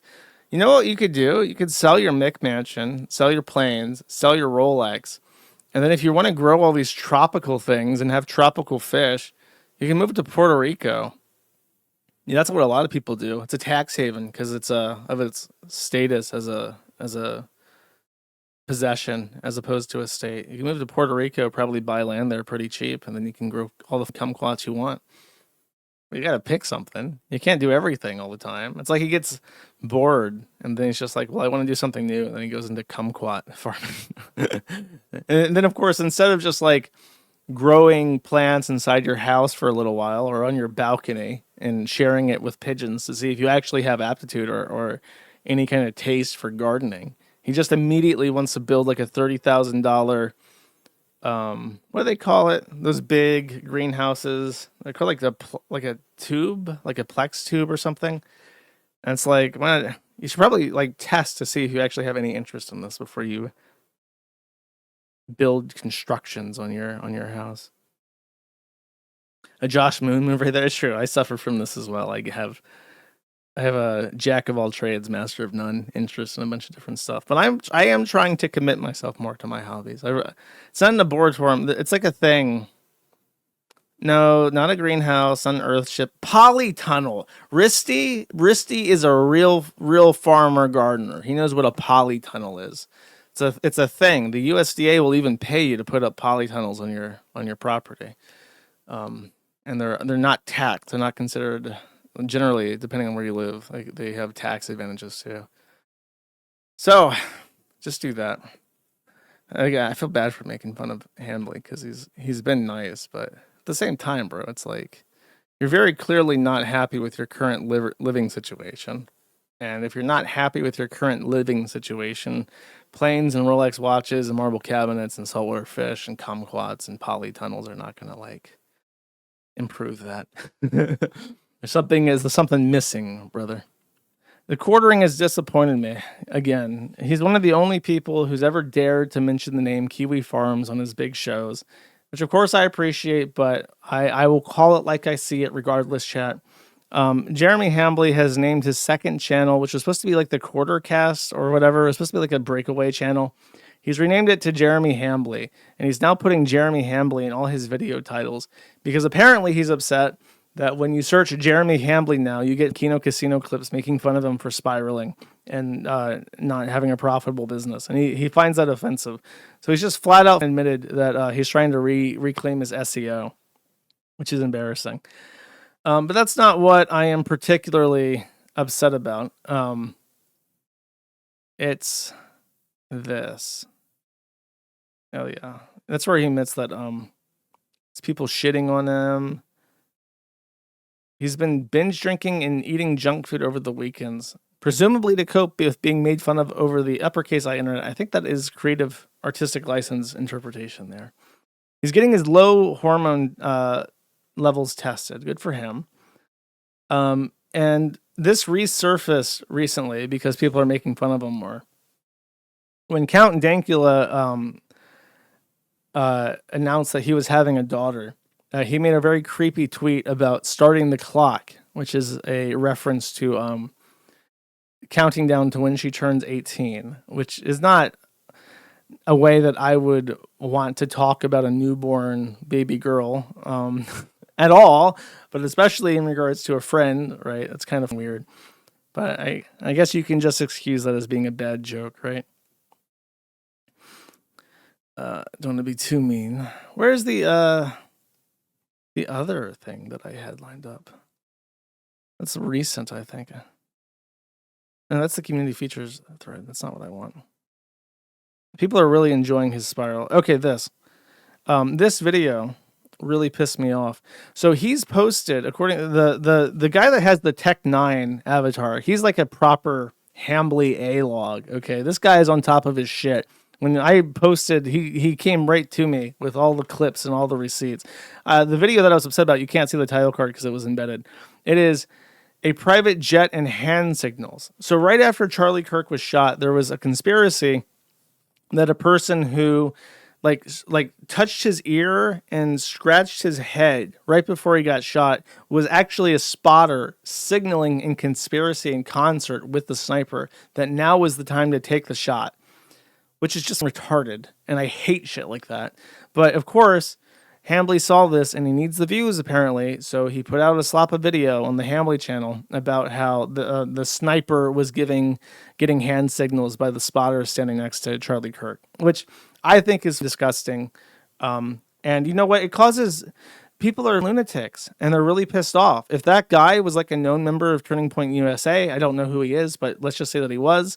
And, you know, people know who he is, that puts his life in danger because you've just told all these people who believe in paranoid schizophrenic delusions about hand signals that he's a liberal communist operator working in the shadows to assassinate Charlie Kirk, who just died. It's a really, really stupid thing to do.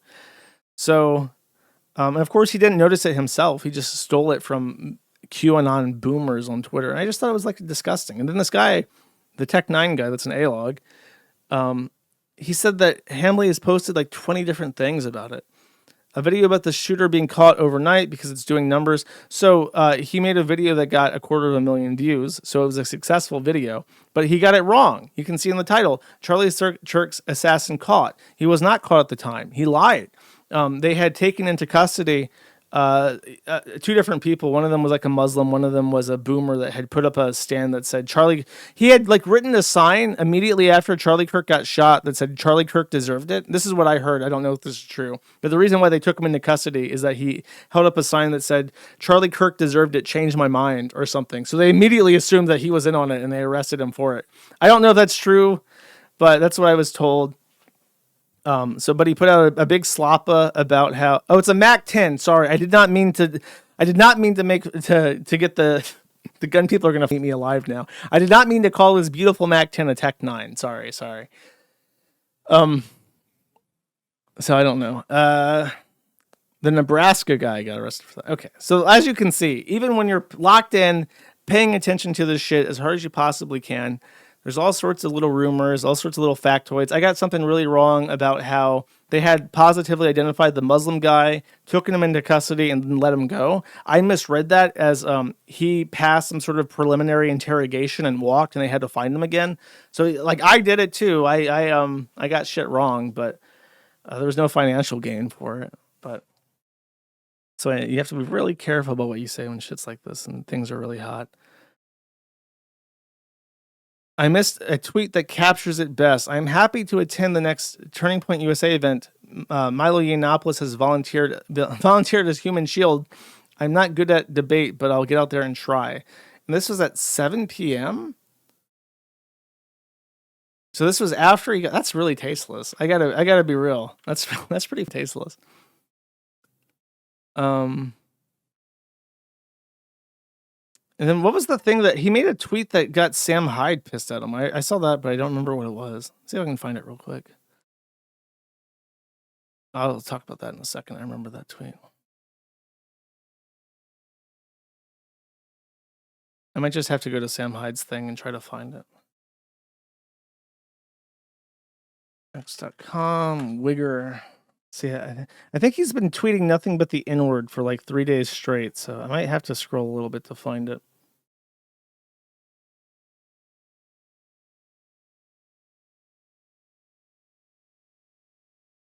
Oh, Sam Hyde's been promoting Nick Fuentes as a solution to all this. Okay, cool.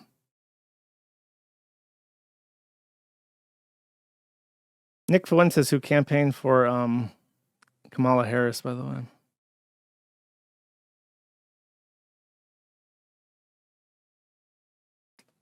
From Wigger to...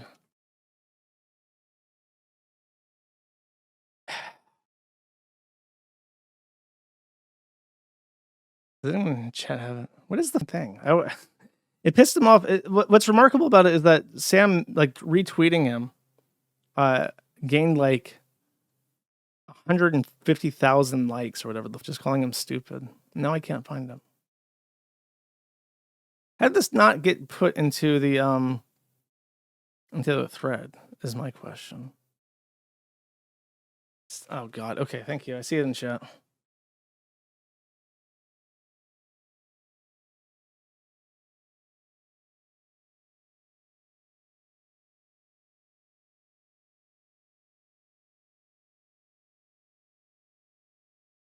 Okay, there we go. Okay. Bring this up. Sorry about that.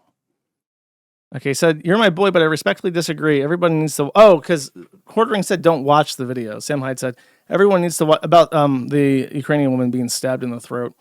Quarting said, oh, no, the video of... God, I'm such a retard. The video of Charlie Kirk being shot. He said, don't watch it. I'm begging you, pray for his family instead. He said, you're my boy, but I respectfully disagree. Everybody needs to watch this because it could have been you, it could have been me, it could have been any of us exercising the First Amendment. You all need to know what our enemy want. They want this for all of us. They want our children growing up with dead fathers and mothers. All the snark and word games, moral posturing, and linguistic faggotry. This is what it lies behind it, bloodlust, which I agree with. Now, of course, he left off a paragraph where he explains that only Nick Fuentes can fix this. So I don't know why he left off that ad. That's it. Hambly, I don't know. I guess he is properly like in a... Jeremy Hambly has embarrassed himself. And this is one thing, I really despise this about Jeremy. If you don't remember, and he's even retweeted the Gumroad video I did. I allow people to do this after a week, but it is technically a Gumroad video. Someone posted it on YouTube. Hambly retweeted this, right? And said that I did a review of his coffee and said that it was okay. The review was very silly. It's my first time ever using my AeroPress. I've never ground coffee before, so it's basically just trying to have fun and trying to make a cup of coffee. It's silly. I compare it to the Pippa Pipkins coffee in Cafe Bustelo. So it's not like a serious review. Then Hambly retweets this video and says that despite what Kiwi Farms says, Josh said that my coffee was pretty good. And he retweets this video. And then afterwards, and remember, I only bought this because at the time, Kino Casino, I was already looking into my AeroPress. And then Kino Casino started making fun of Hambly for having this coffee business. And I'm like, that sounds like a fun idea. To buy like influencer coffee and make a shitty little video about it. So I procure my ingredients. I make my coffee, in part because he's pleading poverty. He's talking about how he's going to have to sell his jet, how his business is going to the shitters, how he needs your help right now. I'm like, okay, well, look. PvP and anti-war are never going to give this guy a shake. Let me try his coffee and see if it's worth a shit.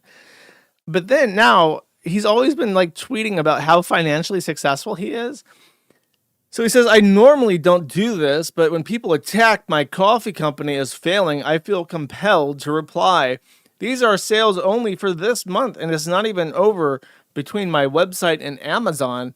We'll do $140,000 this month alone, and that's the slow season. Stay ugly.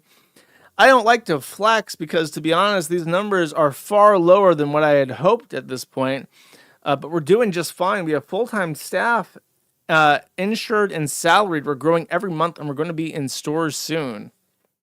So it's like, I have seen the videos where this guy is literally begging people to buy his coffee, to buy the Mother's Day luxury box edition, to buy the subscription package to his coffee.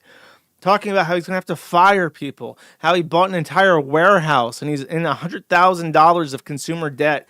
And now he's like, I actually make $140,000 every month just off the coffee business. I'm doing phenomenal. And it's like, that's really cringe. That's like boogie tier. You don't get to say like, oh, my life is falling apart and I really need your help. And then be like, actually, I'm doing quite well. Everything is going really fine for me. Boogie and Wings both do this. It must be like a fat people thing. Like, to be like, I'm so pathetic. Please feel bad for me. And then when people actually try to make fun of you because you just went online and said, haha, you're a pathetic loser. You're like, actually, everything is going exactly my way. It's all according to Keikaku. It's like that. It's really cringe. I hate that.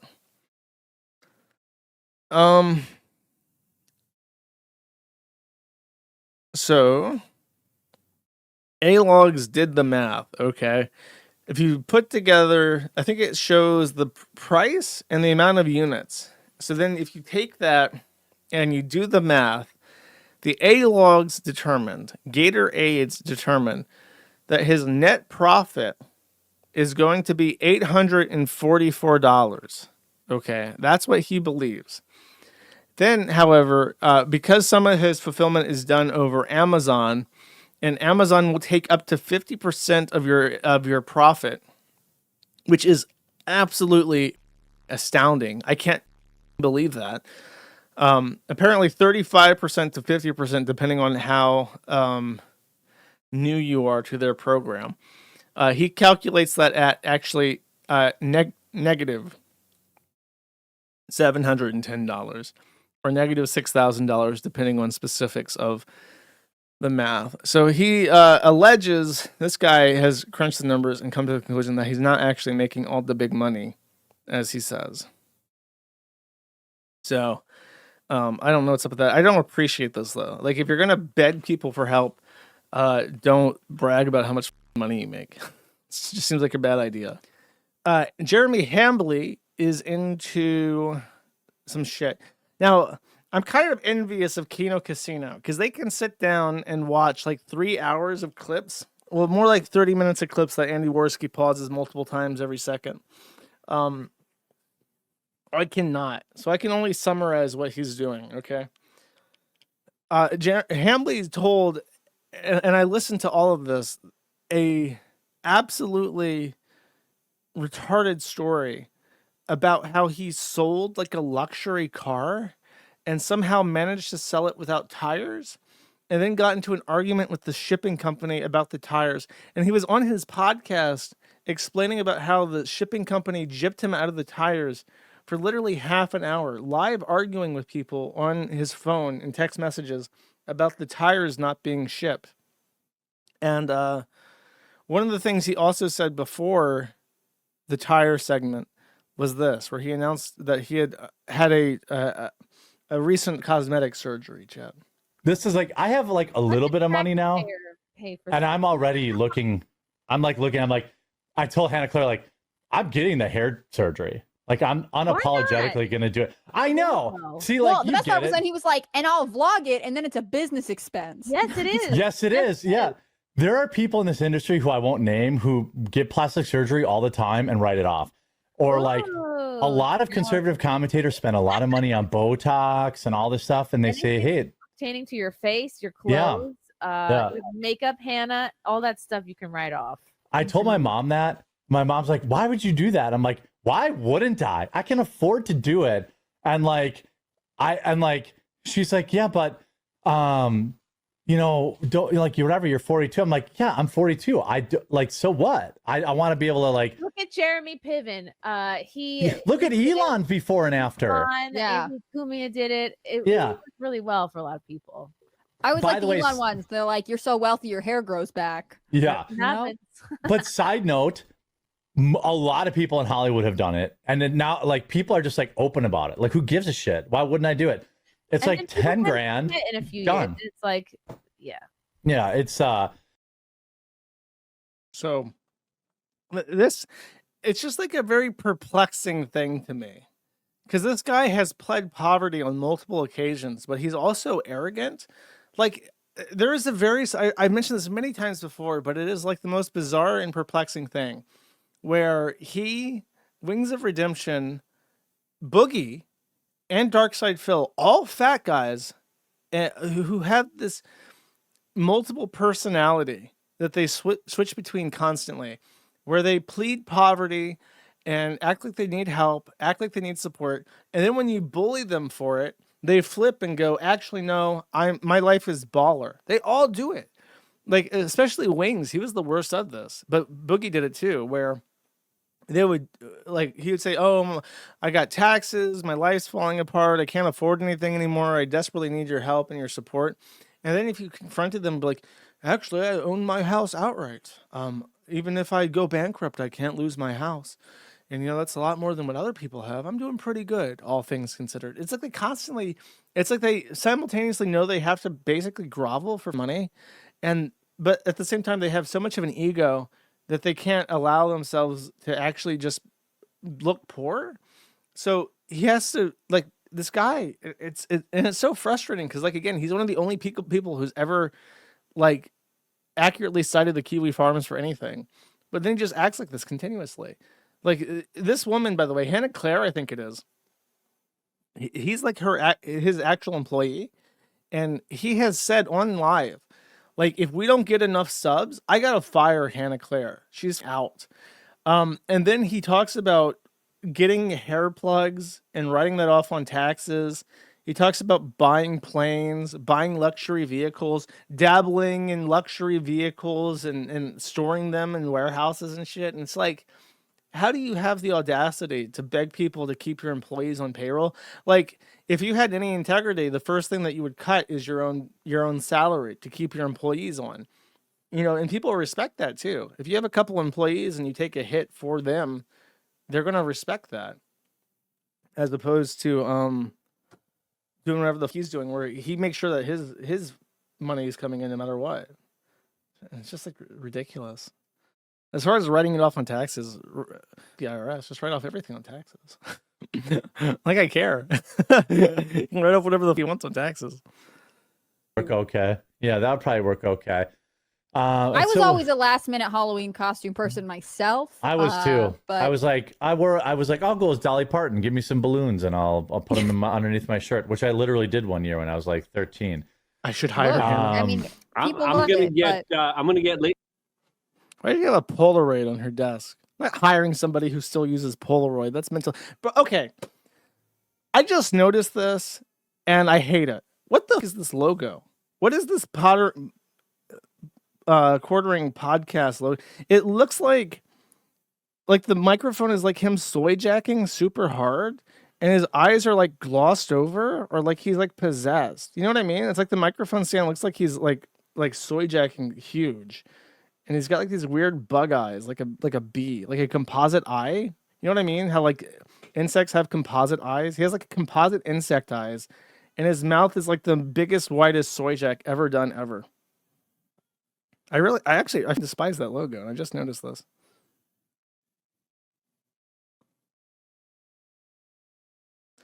Okay. Sorry, Hannah Claire. I'm sorry that your job is at the behest of this lunatic. I had nothing more to say about this. Should I regale you? What else do I remember from Kino Casino? There was the tire story. I will say this: PPP doesn't seem to know how much tires cost. Tires are expensive. They're not like a couple $100s. They're like several $1,000s for tires. Okay, I imagine if he has like a luxury car. I don't know. I don't know for sure is true. But I know tires are expensive. And I know that I would assume that if you bought like a Ferrari or something, you have to get like special Ferrari tires. And I bet you those cost even more. Maybe wheels, not tires. No, tires are expensive, bro. You get like a full set of tires, especially if they're like special tires. Tesla truck tire cost. Can you just get like, holy shit, $5,000? Are you kidding me? Oh, no, you don't have to get those. The 24-inch Tesla Cybertruck wheel is like $9,000 if you get the whole wheel, including the metal part. That's a lot of money. That's a lot. Yeah, those are luxury car tires. Yeah, fuck that. I'd be pissed off too. I mean, especially if I would say, look, here's how Hannah Claire can earn her keep. You gotta go out and deliver those tires, Hannah. You want to stay on payroll? Look. I gotta save money here. I'll pay you your hourly wage of $10 an hour, but you gotta drive out to South Dakota and pick up my tires and deliver them. Those are expensive ass tires, Hannah. You want to keep your job, right? Better get my tires. On the EBT payment front, unfortunately, and or fortunately, depending on your proximity to cities, the EBT payment shutdown has not yielded. Actually, I just realized this is the longest government shutdown in history, right?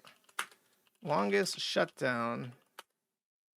Yay! We did it, chat. 2 days ago, the longest shutdown in history. Woo!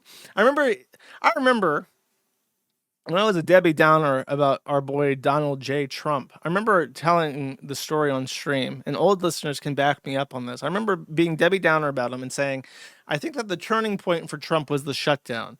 Because if you don't remember, he played this game. There was like two different shutdowns in the Trump administration version 1.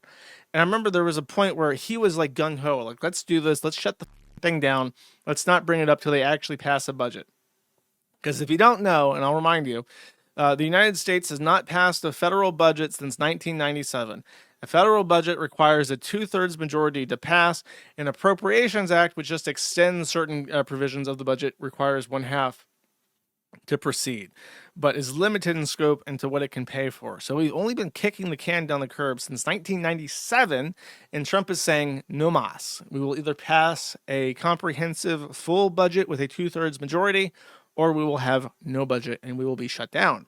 The Democrats are saying, no, we're not going to pass a budget that includes not giving money to infinite illegal immigrants. No, we're not going to pass a budget that has all this shit for securing the border. No, we're going to kick that can, goddammit. We're going to kick it.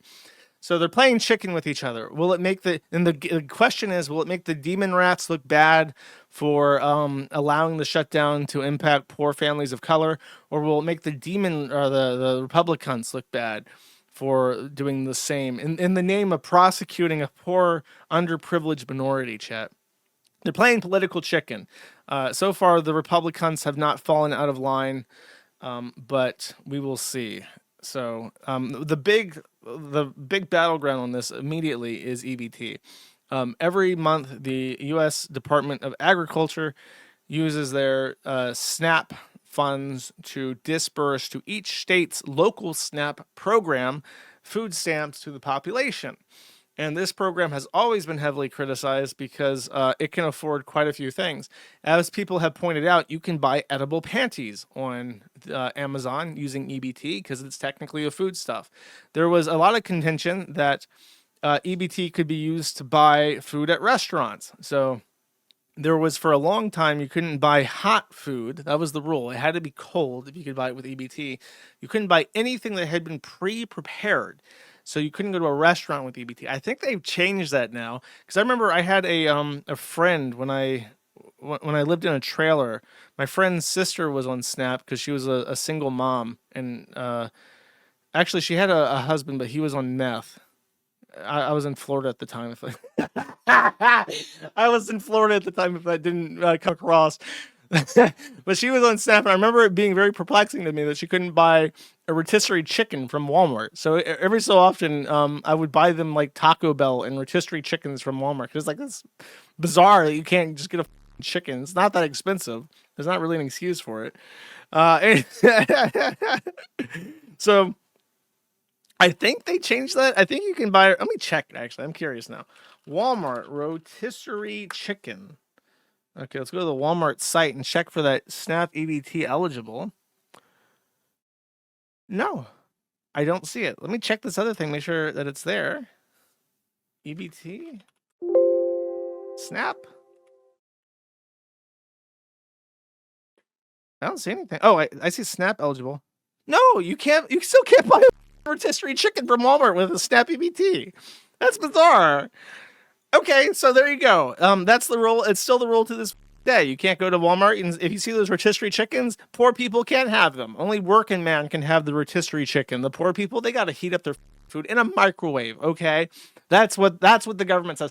So there was a huge thing about how certain products like chips and cookies, and those are not hot. So you can go to Walmart with an EBT card and get all the Coca-Cola, all the Oreos, all the Rice Krispie treats, all the Fruit Loops, all the Doritos. You could load up on Mountain Dew, Doritos, and Oreos and have a awesome weekend at the expense of the American taxpayer. Okay. And a lot of people had issues with this. I'm going to go on record. In fact, I'm going to bring this up because it pissed me off when I saw it. And here, hold up. I saw this, and I actually got pissed off seeing this, and I went to write like a nasty gram about this, but I didn't bother. See if I can find it real quick. He tweets so much, I'm probably never going to be able to find this.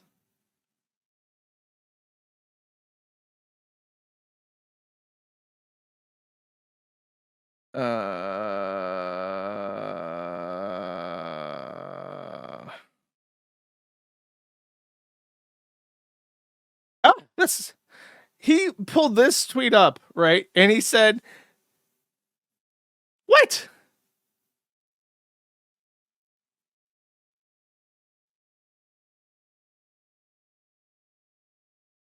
Oh, okay, yeah. I think he rewrote this tweet because when I saw this and I sent this to PPP because I know he hates the quartering. I'm like, that's ridiculous. I swear he's rewritten this tweet because it wasn't like this before. But I remember thinking, like, really? You're going to get upset about them buying the Grey Poupon Dijon mustard, a $4 bottle? What if a poor person wants a goddamn deviled egg? Do they have Heinz yellow mustard? Is so shitty. We should not be feeding anybody yellow Heinz mustard. It's bad, okay? We should be feeding people real food, okay? We should be giving poor people the Grey Poupon Dijon mustard with vinegar. That is not what I'm concerned about when it comes to the EBT. Talk about illegals getting the EBT. Talking about actual fraud and abuse of the system. Talk about Shaniqua with her 8 goddamn kids getting EBT.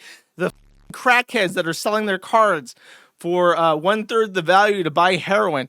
That's what concerns people, not the goddamn Grey Poupon Dijon mustard, okay? Like, I saw this, I'm like, are you for real? Is this multi-millionaire with 21 different Rolex watches and a goddamn private jet really going to look at the poor's buying a $4 bottle of 10-ounce Dijon mustard and be like, oh, this is what typifies what's wrong with society? Like, no, it's not. Let them have a goddamn deviled egg. As far as like, don't get me wrong, I'm not for food stamps at all. I'm not. I take a very there's this German guy. Actually, he wasn't even German, but he's popularly believed to be German. And he said this thing where it's like, if you don't want to, those who do not want to fight in this world of eternal suffering do not deserve to live. And there's actually, this is biblical. It's in 2 Thessalonians. So that's New Testament. You can't even write this off. It says that those who do not work should not eat, chat. So I don't like the program to begin with. You either, my grandfather used to say this. I never understood it until I paid taxes. Now I get it. You have to justify your right to exist. He told me that when I was a delinquent teenager. He looked at me and said, Josh, you got to justify your right to exist. And I thought, if it's a human right, if it's a Menschenwürde, I don't have to justify it. I just have a right. But now I get it. It's like you got to justify your right to exist. Anyways, my point is, if you want to make a deviled egg, go get yourself some Grey Poupon. Even if you're on Snap EBT, I hereby consent to you to spend my taxpayer money on Dijon mustard. Okay. And in fact, if you want to explore other high quality foodstuffs, I encourage you to do so. I think you can even buy like local butchered meat with Snap EBT. You know what? Do that. If you're on Snap EBT, buy some real shit. Don't buy or that's all I'm asking. Okay. You can buy the rotisserie chicken. So don't buy Coke. I was told, I don't know if this is true, that 44% of all Coca-Cola sales in retail markets is EBT. So like apparently the Coca-Cola company is like desperately trying to get this fixed. You gotta pay out EBT. We're gonna go bankrupt overnight if our sales drop 44%. So they're the ones freaking out. Anyways, so two judges tried to order Trump to use contingency funds in the USDA to pay for SNAP, which would not even cover the entire month of just this month. But supposedly that happened, or it's going out. I don't know. There's no riots. So I think even in certain states, the state lawmakers stepped up and were like, look, we don't want hungry people in Thanksgiving month. Okay, so we're going to just use state funds to make the ends meet for this, which is a great thing because states are more fiscally responsible. They have a better handle over their community needs. I don't see why that shouldn't be the case to begin with. States should be responsible for their food bank stuff. And that way we can have all the homeless people go to California, like in the episode of South Park, because they got the best SNAP EBT and said it's the same program everywhere, which is not good. But he says the SNAP benefits, which increased by billions and billions of dollars, many-fold during crooked Joe Biden's disastrous term in office due to the fact that they were haphazardly handed to anyone for asking as opposed to just those in need, which is the purpose of SNAP, will be given only when the radical left Democrats open up government, which they can easily do, and not before. Thank you for your attention to this matter. President Donald John Trump. So the game is still playing. SNAP EBT is the most immediate consequence of this. Are we going to have a year where food stamps stop paying out right before Thanksgiving in the United States? And if it does, what will be the consequences of that? Chat. Will the dastardly demon rats yield to the God Emperor Trump in time to save Thanksgiving for people of color and illegal immigrants? Only time will tell. Next, Hambly, Mac 10, whatever, Return of the Mac and Cheese has posted more clips. I think that Kino Casino is just this guy's post at this point. They really like this guy. He's working on a nuclear bomb post. Has this happened? Has a nuclear bomb dropped?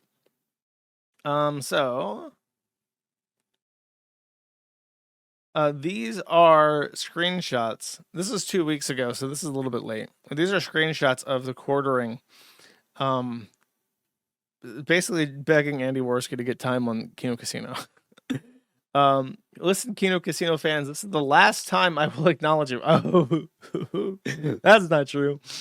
Your kings, King PPP, King Worski. There are kings who stream and obsess over me, continue to refuse to have me to defend myself. If you want to spag out at me about not coming on, ask then why they are so scared. It is only fair. I know they are desperate to court the Miss America audience, but at least Jim would have had the balls to have me on. Stop clogging up my mentions why I won't go on their show. I have been literally begging to go on, but both of these man children are too afraid. These are the DMs from Quartering to Worski. Please keep talking about how I am broke, ha ha ha ha ha, and botting, ha ha ha ha ha ha. It's amazing for me. It's sad, man. I thought you were good, but I guess you enjoy streams. I just wanted to thank you for motivating me. It's been very profitable. I hate, dude, when people start talking about their money like this, I just think you wigger. It's like the most pathetic thing you can do when you start being like, I make a bunch of money. It's like when a black guy's like, my dick, my dick, my dick. It's like you talk to a streamer and you're like, wow, you're acting like a my money, my check. Machuck. It's like nobody cares. Nobody cares. You can make $1 million a month. I would not give less of a bitch. Am I supposed to be impressed? There are people that make a lot of money selling child. You think I'm jealous of them? Oh, what a luxurious lifestyle they live selling child. Wow. There's a lot of people that make money doing lots of terrible shit. Am I supposed to be jealous of their income? Like, no, I'm not jealous of this. I'm not jealous of your life, bro. Come on. And next he goes, wish the best for you, dude. Oh, I didn't read the first one. It's been very profitable for me, as I assume it has been for you. Wish you the best, dude. Hope you're doing great. And then he says again, an hour later, bring me on. And then a day later, Andy, why are you afraid to respond? Think of all the content, ? Okay. And then he shows that he goes outside. Very impressive. There's something I want to see, by the way. Is he on right now? His slot's like 2 p.m., right? So if I go to Rumble, he is, right? I see a picture of him. Ah, yes. Okay. Oh, it ended already. He only streams for like an hour? What the? Okay, let's see real quick. So, is this not going to load? Oh, come on, Rumble. How embarrassing. This is an advertisement? This is an advertisement for Israel. This is a quick little Rumble ad sesh about how paid for by Lapham. What's that mean? Freedom, not terror. What's Lapham? Lapham. Israeli government advertising agency, Lapham. Just a quick little ad session on Rumble. Let's see what the Israeli government has to say. Really quick. You have to watch another ad? Oh my god. 84 kilograms. Is this an ad for like Ozempic? That is an obviously fake photo. That woman, she obviously just ran that through an AI filter. Why is this so long? Holy shit. Ad nauseum. What are you doing for me, bro? Okay, I give up. I wanted to see. Listen. Let's see what happens. Okay, I'm gonna let this. Why is this so long?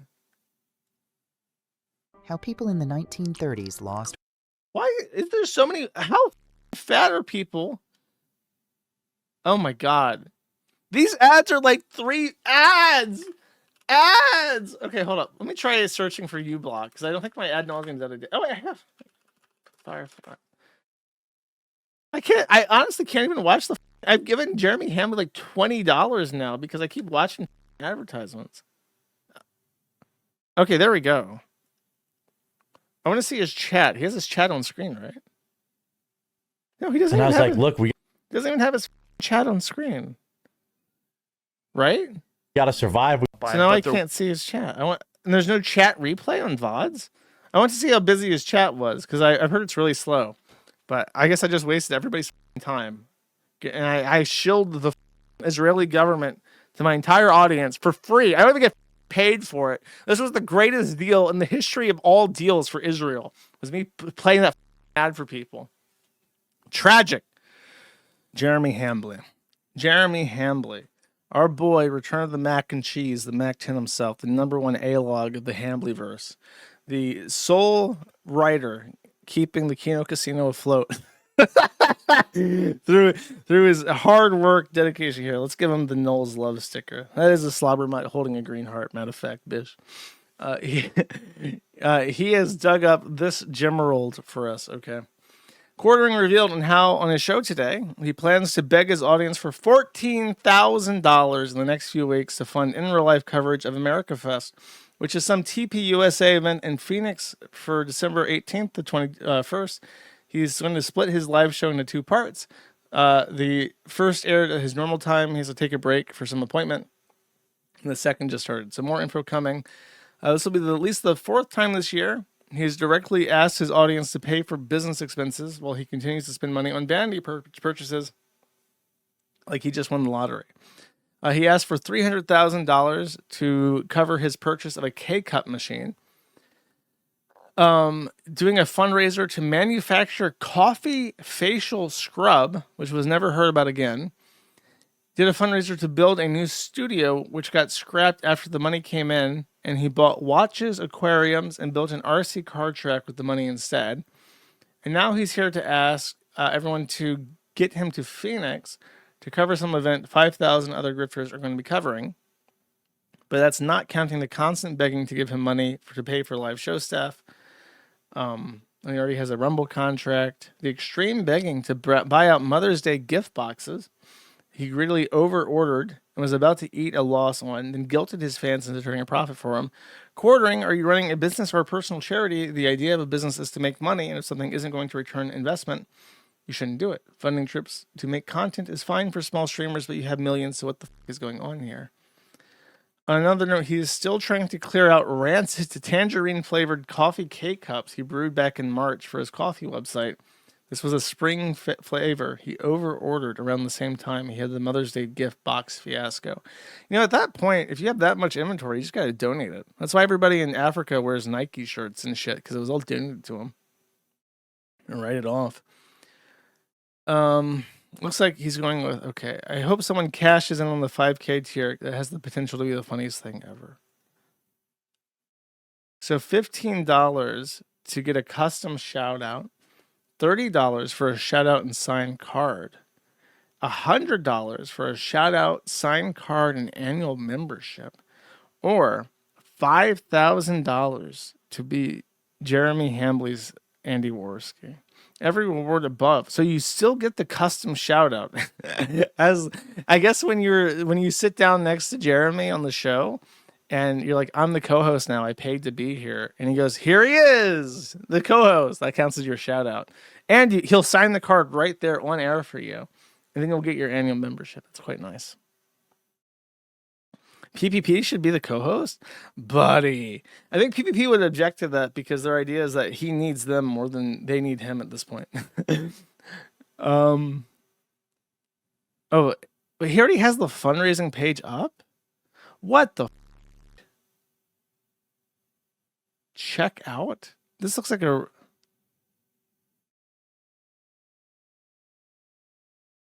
The cart is empty.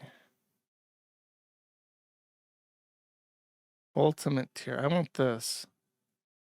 I want the everything. Co-host for a day? You get 1 day? There are only 287 in stock. So if I want to co-host this podcast, I would have I want all 286. I want a podcast for life. Okay, that's only $1 million. He doesn't want any more though.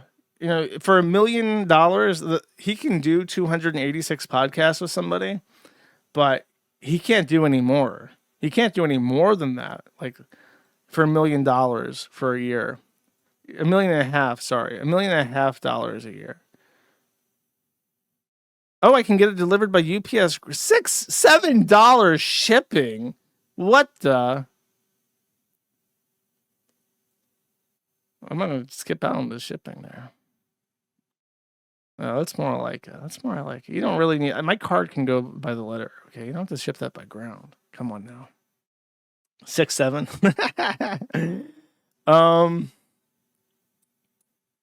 Interesting. Okay. Hambley, that's kind of... I'm doing the grifting wrong. Here I am saying like, please, sir, could I have $4,000 to stop child? I could be like, guys, I'm gonna need $14,000 to go to a party. There's a big party in the desert that I want to go to, and I need $14,000. Can you guys foot me the bill here? I will literally give you a card if you foot my bill. Melonie Mac feet pics. That's what he's got to do. If this was 286 feet pics, this shit would be sold out already. Is that already down? It only said, look, if I go to the checkout page, it says I'm only ordering 283. Why am I getting gypped out of three days of hosting this podcast? It says 286 in stock, but then it says 283 when I go to checkout. That's like a scam. I'm getting scammed out of 3 days of hosting the podcast. I didn't check the fine print before I checked out, apparently. Crazy. So now we're in the sector zone. And this is something that already happened. Everybody's already seen it. But it was one of the funniest things that happened in December. And so I would be pleased if I had actually downloaded. Oh, please don't tell me I didn't download this one. I did. Oh, dude. Yeah. Look, chat. I'm so prepared that my tabs were open. All the images were prefetched. All the videos were downloaded, every single one of them, and my site being DDoS attacked has not stopped my content, okay? I just want to say, you guys always give me such shit for not being prepared, but I prepared, chat, okay? I had 3 weeks this time, so. So the Hambly situation. The Hambly situation is getting crazy, chat. Also, my keyboard has a defect, and now the left arrow key randomly starts pressing all on its own for no reason. And you should subscribe to my Gumroad at matattheinternet.gumroad.com or matattheinternet.locals.com so I can buy a new keyboard. I need your help to afford a mechanical keyboard. Let me tell you what I did before I go into the Jeremy Hambly situation, which is crazy, chat. Thousands of years ago, I bought a ceramic keycap set for a keyboard called Saraky. I love how these look, and there were like nice typing ASMR videos that used them that I thought sounded really nice, so I bought them. I have never assembled a mechanical keyboard in my entire life, so I've had these mechanical keycaps sitting in a box for literally like 3 years at this point, and I brought them across continents. I want to make my keyboard a reality. Don't let my memes be dreams, chat. If you are a mechanical keyboard expert, I would implore you, when my site is not dead and gay anymore, to go to the mechanical keyboard enthusiast site or thread and help me assemble a keyboard which will be aesthetic and pleasing to my ears and capable of actually holding up enormously heavy ceramic keycaps. Okay. And isn't too loud, though. It needs like a good actuation, but isn't too clickety-clackety, because that gets annoying. Anyways, the Hambly situation is crazy.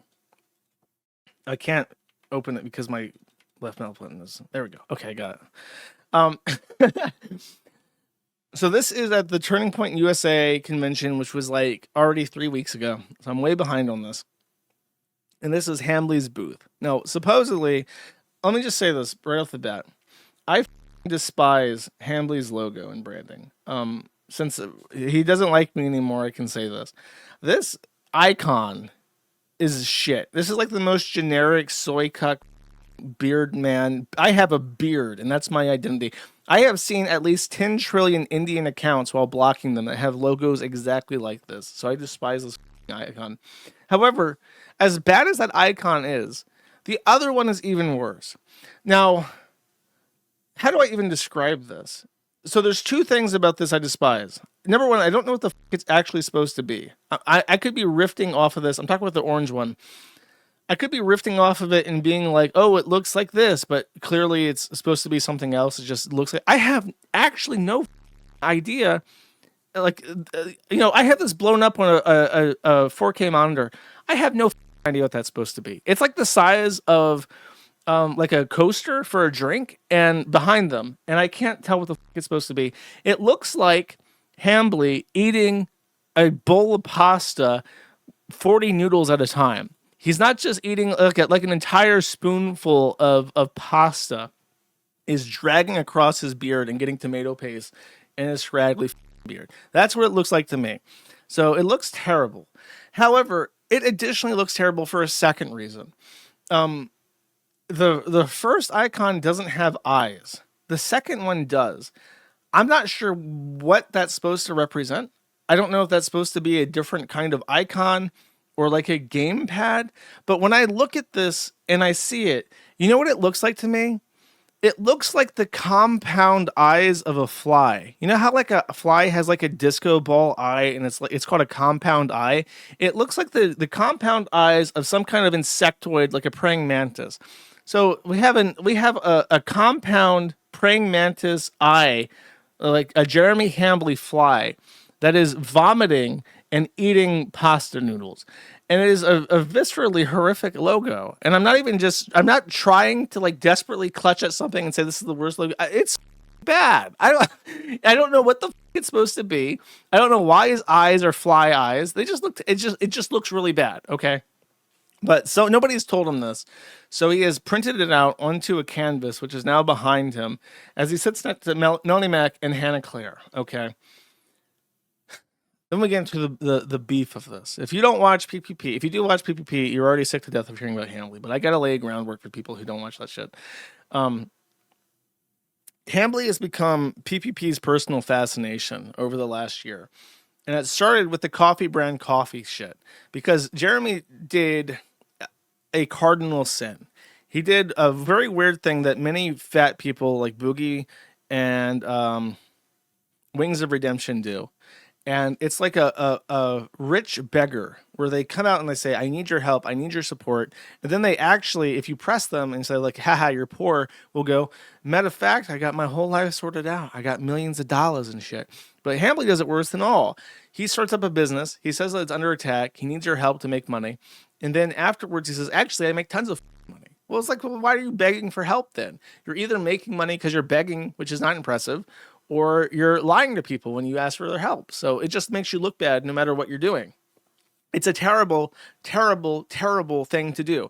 Either be humble and ask your fans for support or brag about your wealth and success. You can't do both. And if you try to do both, it's going to backfire. So immediately he committed this cardinal sin of Scrooge McDuck bragging, and it attracted the attention of Pay, who has now laid into him and found out this is actually a very common thing that he does.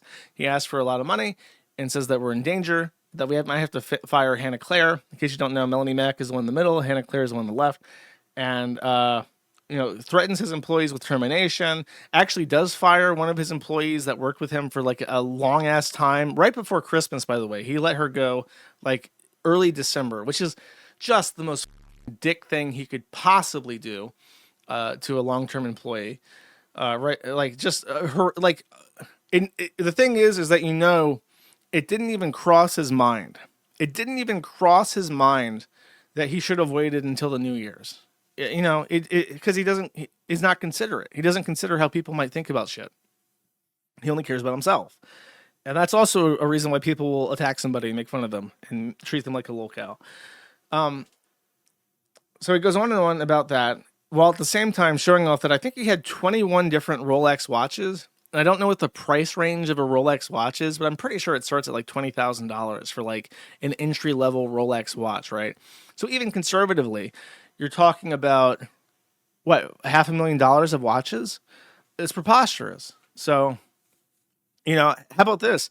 How about you sell your Rolex watch collection to pay for your employee for another 2 or 3 years? Like, literally, how much does a reporter for Hambly's podcast make? Supposedly, Hannah Claire and Melonie Mac share like $125,000, but like it's $250 and they get $125 each, something like that. So it's like, okay, you sell your watch collection, you got their payroll for 2 years. The problem solved, right? If he gave a shit, but he doesn't. Then there has been allegations that he is inappropriate towards the both of them, because you have this big fat guy who doesn't give a shit about anything but himself, is a man-child, and he has 2 young women with him. And before, don't even bother telling me that whatever the Melonie Mac is 36. I don't give a shit. Point is, he has 2 women that he's hiring. They're clearly not aged. They're clearly not people that you can. It's not grandma. Okay, it's not like you hired a 6-year-old nanny and you can trust that there's nothing going on there. It's like you have 2 women who are conventionally attractive, who are in his employ, and who have to make appearances with him. And there's been allegations that he's just trying to get into Melonie Mac's pants. Then he goes into person, and I'll just allow this clip to play itself out, okay? Now that I've laid the foundation. Yeah. Melonie and I will be watching the football game tonight, and Hannah Claire will probably be going somewhere family-orientated. I can't watch football with you guys? You can. Wow. I would love that. Oh, yeah, that would be fun. Wow, thanks, Melonie. I would love it. Yeah. We just didn't know if you wanted to, but I would love it. I'm great at watching sports, and by that I mean I'm solidly okay. Well, yeah, we got to figure out where we're going to go. I have a dinner place I want to go, but I got to call. Okay.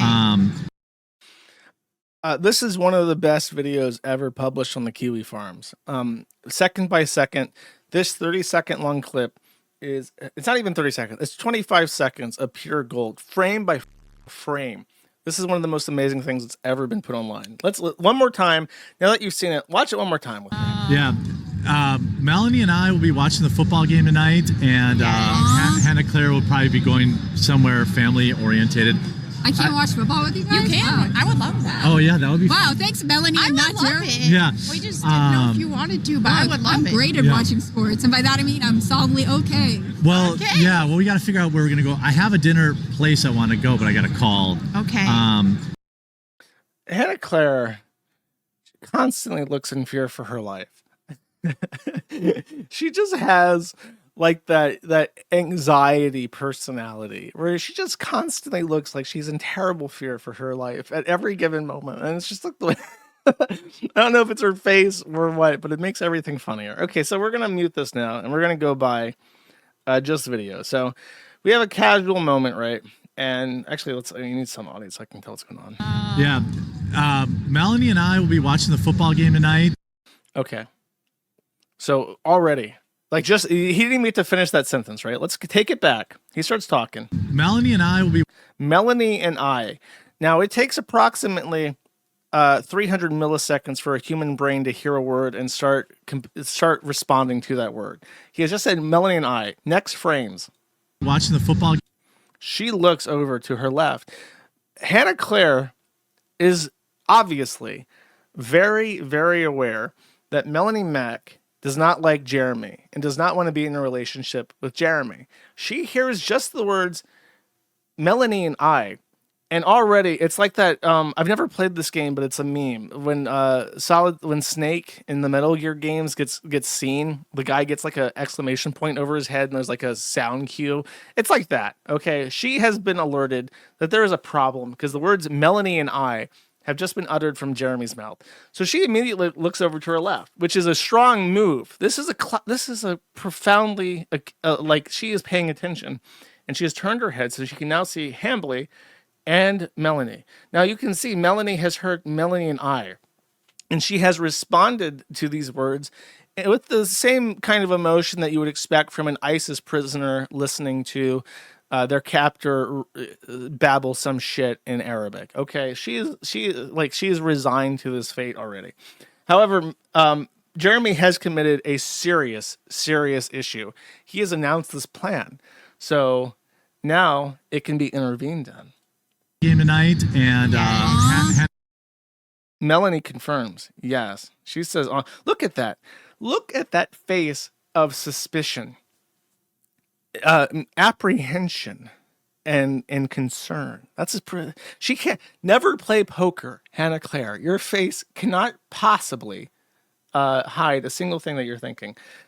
Melonie Mac is now subtly looking over her shoulder to look at Hannah Claire so that they can engage femoid communication layers. This is a protocol that exists. It's kind of like TCP/IP, but it's for femoid brains, okay? They're going to have to do a psychic handshake to begin exchanging information on this communication layer, okay? Hannah Claire will probably. Now, she's done the handshake. They've made eye contact. Check out her lips, okay? Just look at Melonie Mac's lips. Claire will probably be going. She literally mouths, "Help me." So this is the first thing that she wants Hannah Claire to know is that there is a problem here and she needs help. Now, these are both women in their 30s. They're not nubile. They've been around the block and they understand how these things go. They understand how the manoids, the scrotes, will attempt to segregate them away from each other for the purposes of sexual impositions. Okay. So Hannah Claire, Melonie Mac, they are now communicating. She knows that Melonie Mac is going to be with her, and she was surprised. Like, oh, is there something going on? I don't know. But Melonie Mac is now confirming here with this direct eye contact, "Help me! Help!" So now Hannah Claire, using her experienced whammon, I don't know what to say. Using her whammon experience, just flip those words around, is going to know exactly what to do to defuse this bomb. Somewhere family orientated. Now, he has said you weren't invited. He realized, oh, I shouldn't have said that. I got to explain why Hannah Claire was not invited. Oh, you got your kid with you. You're going to be doing something with your kid. Hannah, immediately. I can't watch football with you guys. You can. I would. Now, she opens up. I can't watch football with you. Melonie Mac says, you sure as fuck can. You sure can. Why don't you come along if you're not doing anything, Hannah Claire? Love that. Oh, yeah. I would love that, actually. And she smiles. The handshake, the connection here, the Fem IP connection severed, smile at the end. Okay. Mission accomplished. Message received. That would be Wow, thanks, Melonie. I'm not sure. Yeah. Hannah riffs on him, condemns him, explains that this was unacceptable. Now watch Hambly. We just didn't know if you wanted to, but I would love it. Great. Melonie confirming, yeah, this is now a mod. I have altered the plans. Pray I don't alter them any further. Actually, matter of fact, Hannah Claire and her entire family will be coming along. I hated watching sports, and by that I mean I'm solidly okay. Watch his face. Well, yeah, well, we got to figure out where we're going to go. I have a dinner place I want to go, but I got to call. So now he explains that actually it was dinner. It wasn't even a football game, but now I have to modify my reservations. Okay. Oh, it cuts out early. It goes on, actually. There's like he does like a proper, actually, did we pass the eye roll? Yeah, there it is. Just didn't know if you. Yeah, I would love that. Oh, yeah. I would love that. Yeah, that would be Wow, thanks, Melonie. That would be fun. He says that would be fun, like he's taking medicine. You can. I would love that. Oh, yeah, that would be Wow, thanks, Melonie. He literally says that would be fun and rolls his eyes, looking away so they can't see it. It's just amazing. It's literally every second has something you can pick apart. The subtlety, the nuance, the body language. 3 characters. So it's like to the power of 3, X to the power of 3. There are 3 different actors engaged in second-by-second body language theatrics to the power of 3, interplaying with each other, off each other, independently. Fantastic. Fantastic. So I tweeted this out on Zitter, and I said, I zoomed in on the help me, and he took issue with that. Where's my post at? Uh-oh, do I not have my post? I may not have the post. This is going to be lazy loaded stuff. Ah, jeez, dude. Failed. I botched it. I didn't download everything like I said I had. And I'm not going to be able to pull it up either because he deleted it. Maybe on this one. Okay, I don't think so. I think I f***ed it up. The one thing I forgot to download. God damn it. Maybe the site's not dead anymore? It's dead. Oh, wow. Okay, let me pull up the tweet. So Hambly basically just sent a message saying that he was displeased that I had posted this message on Zitter portraying him in a negative light, and explicitly said that he had defended the Kiwi farms, and therefore he was upset that I would take shots at him and not return the favor, which is I replied to because that is a preposterous statement. I found the original. I don't have the I think actually people were smart enough to screen cap. Yes, they were. Okay. So bad banner down here actually pulled up the original. So the original, the Quarting invites Melonie Mac over to watch football, and that's the exact video that we watched with the zoom in on the help me. Quarting says, we're both huge fans of football and watch the game. Why are you losers this desperate for content? Oh, by the way, Hannah Claire's baby watched the Packers game with us too, parentheses, scandal. I've defended the farms for years at Josh. Why cause these problems like this? Or why try to cause problems like this? So I was invited to respond. The Grim Reaper was invited. And I did respond.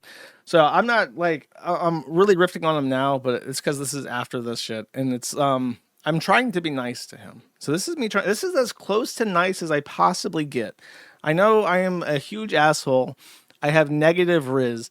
Every person I speak to by default hates me automatically. And I have to work back from that. I have never created a positive first impression on a single person my entire life. So this is as good as it gets for me. This is me like Fallout New Vegas. I've drank the drink. I've taken the drugs. I've read the magazine for Riz, and I've got my charisma up to a respectable 2. And this is what I can manage. Okay. I appreciate the support. It is not easy to defend the Kiwi Farms because ultimately it cannot return favors. I do not dislike you, so I hope you take this to heart. The Kino Casino and the Kiwi Farms are not, quote, causing problems. Its attention is a symptom of underlying problems. You cannot plead poverty and then brag about having a collection of Rolex watches. You cannot threaten to terminate your employees and then brag about your lifestyle. I actually didn't even know when I wrote this that he had already fired that woman and did so right before Christmas.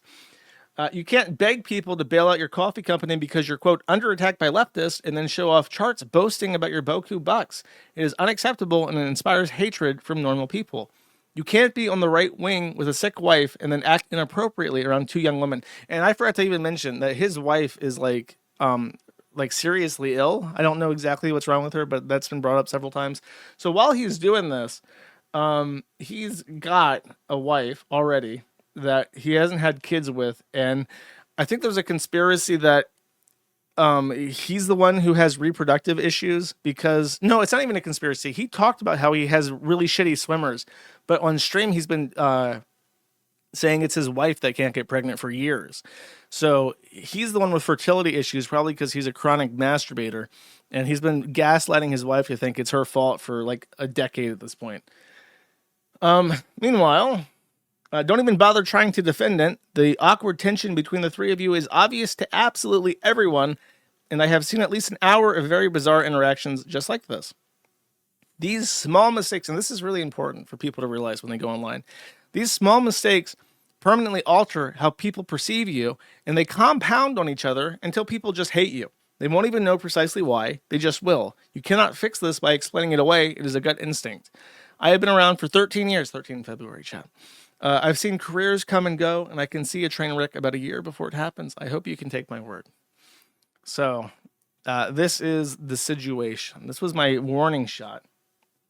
And I do mean it. Just know I mean it. And that's basically the summary of the Hambly situation as far as I kept up with it. Apparently, the return of the Mac 10 is like the godfather of the Hambly thread on the Kiwi farm. So every single one of his posts basically gets postmarked and highlighted as being the best thing ever made.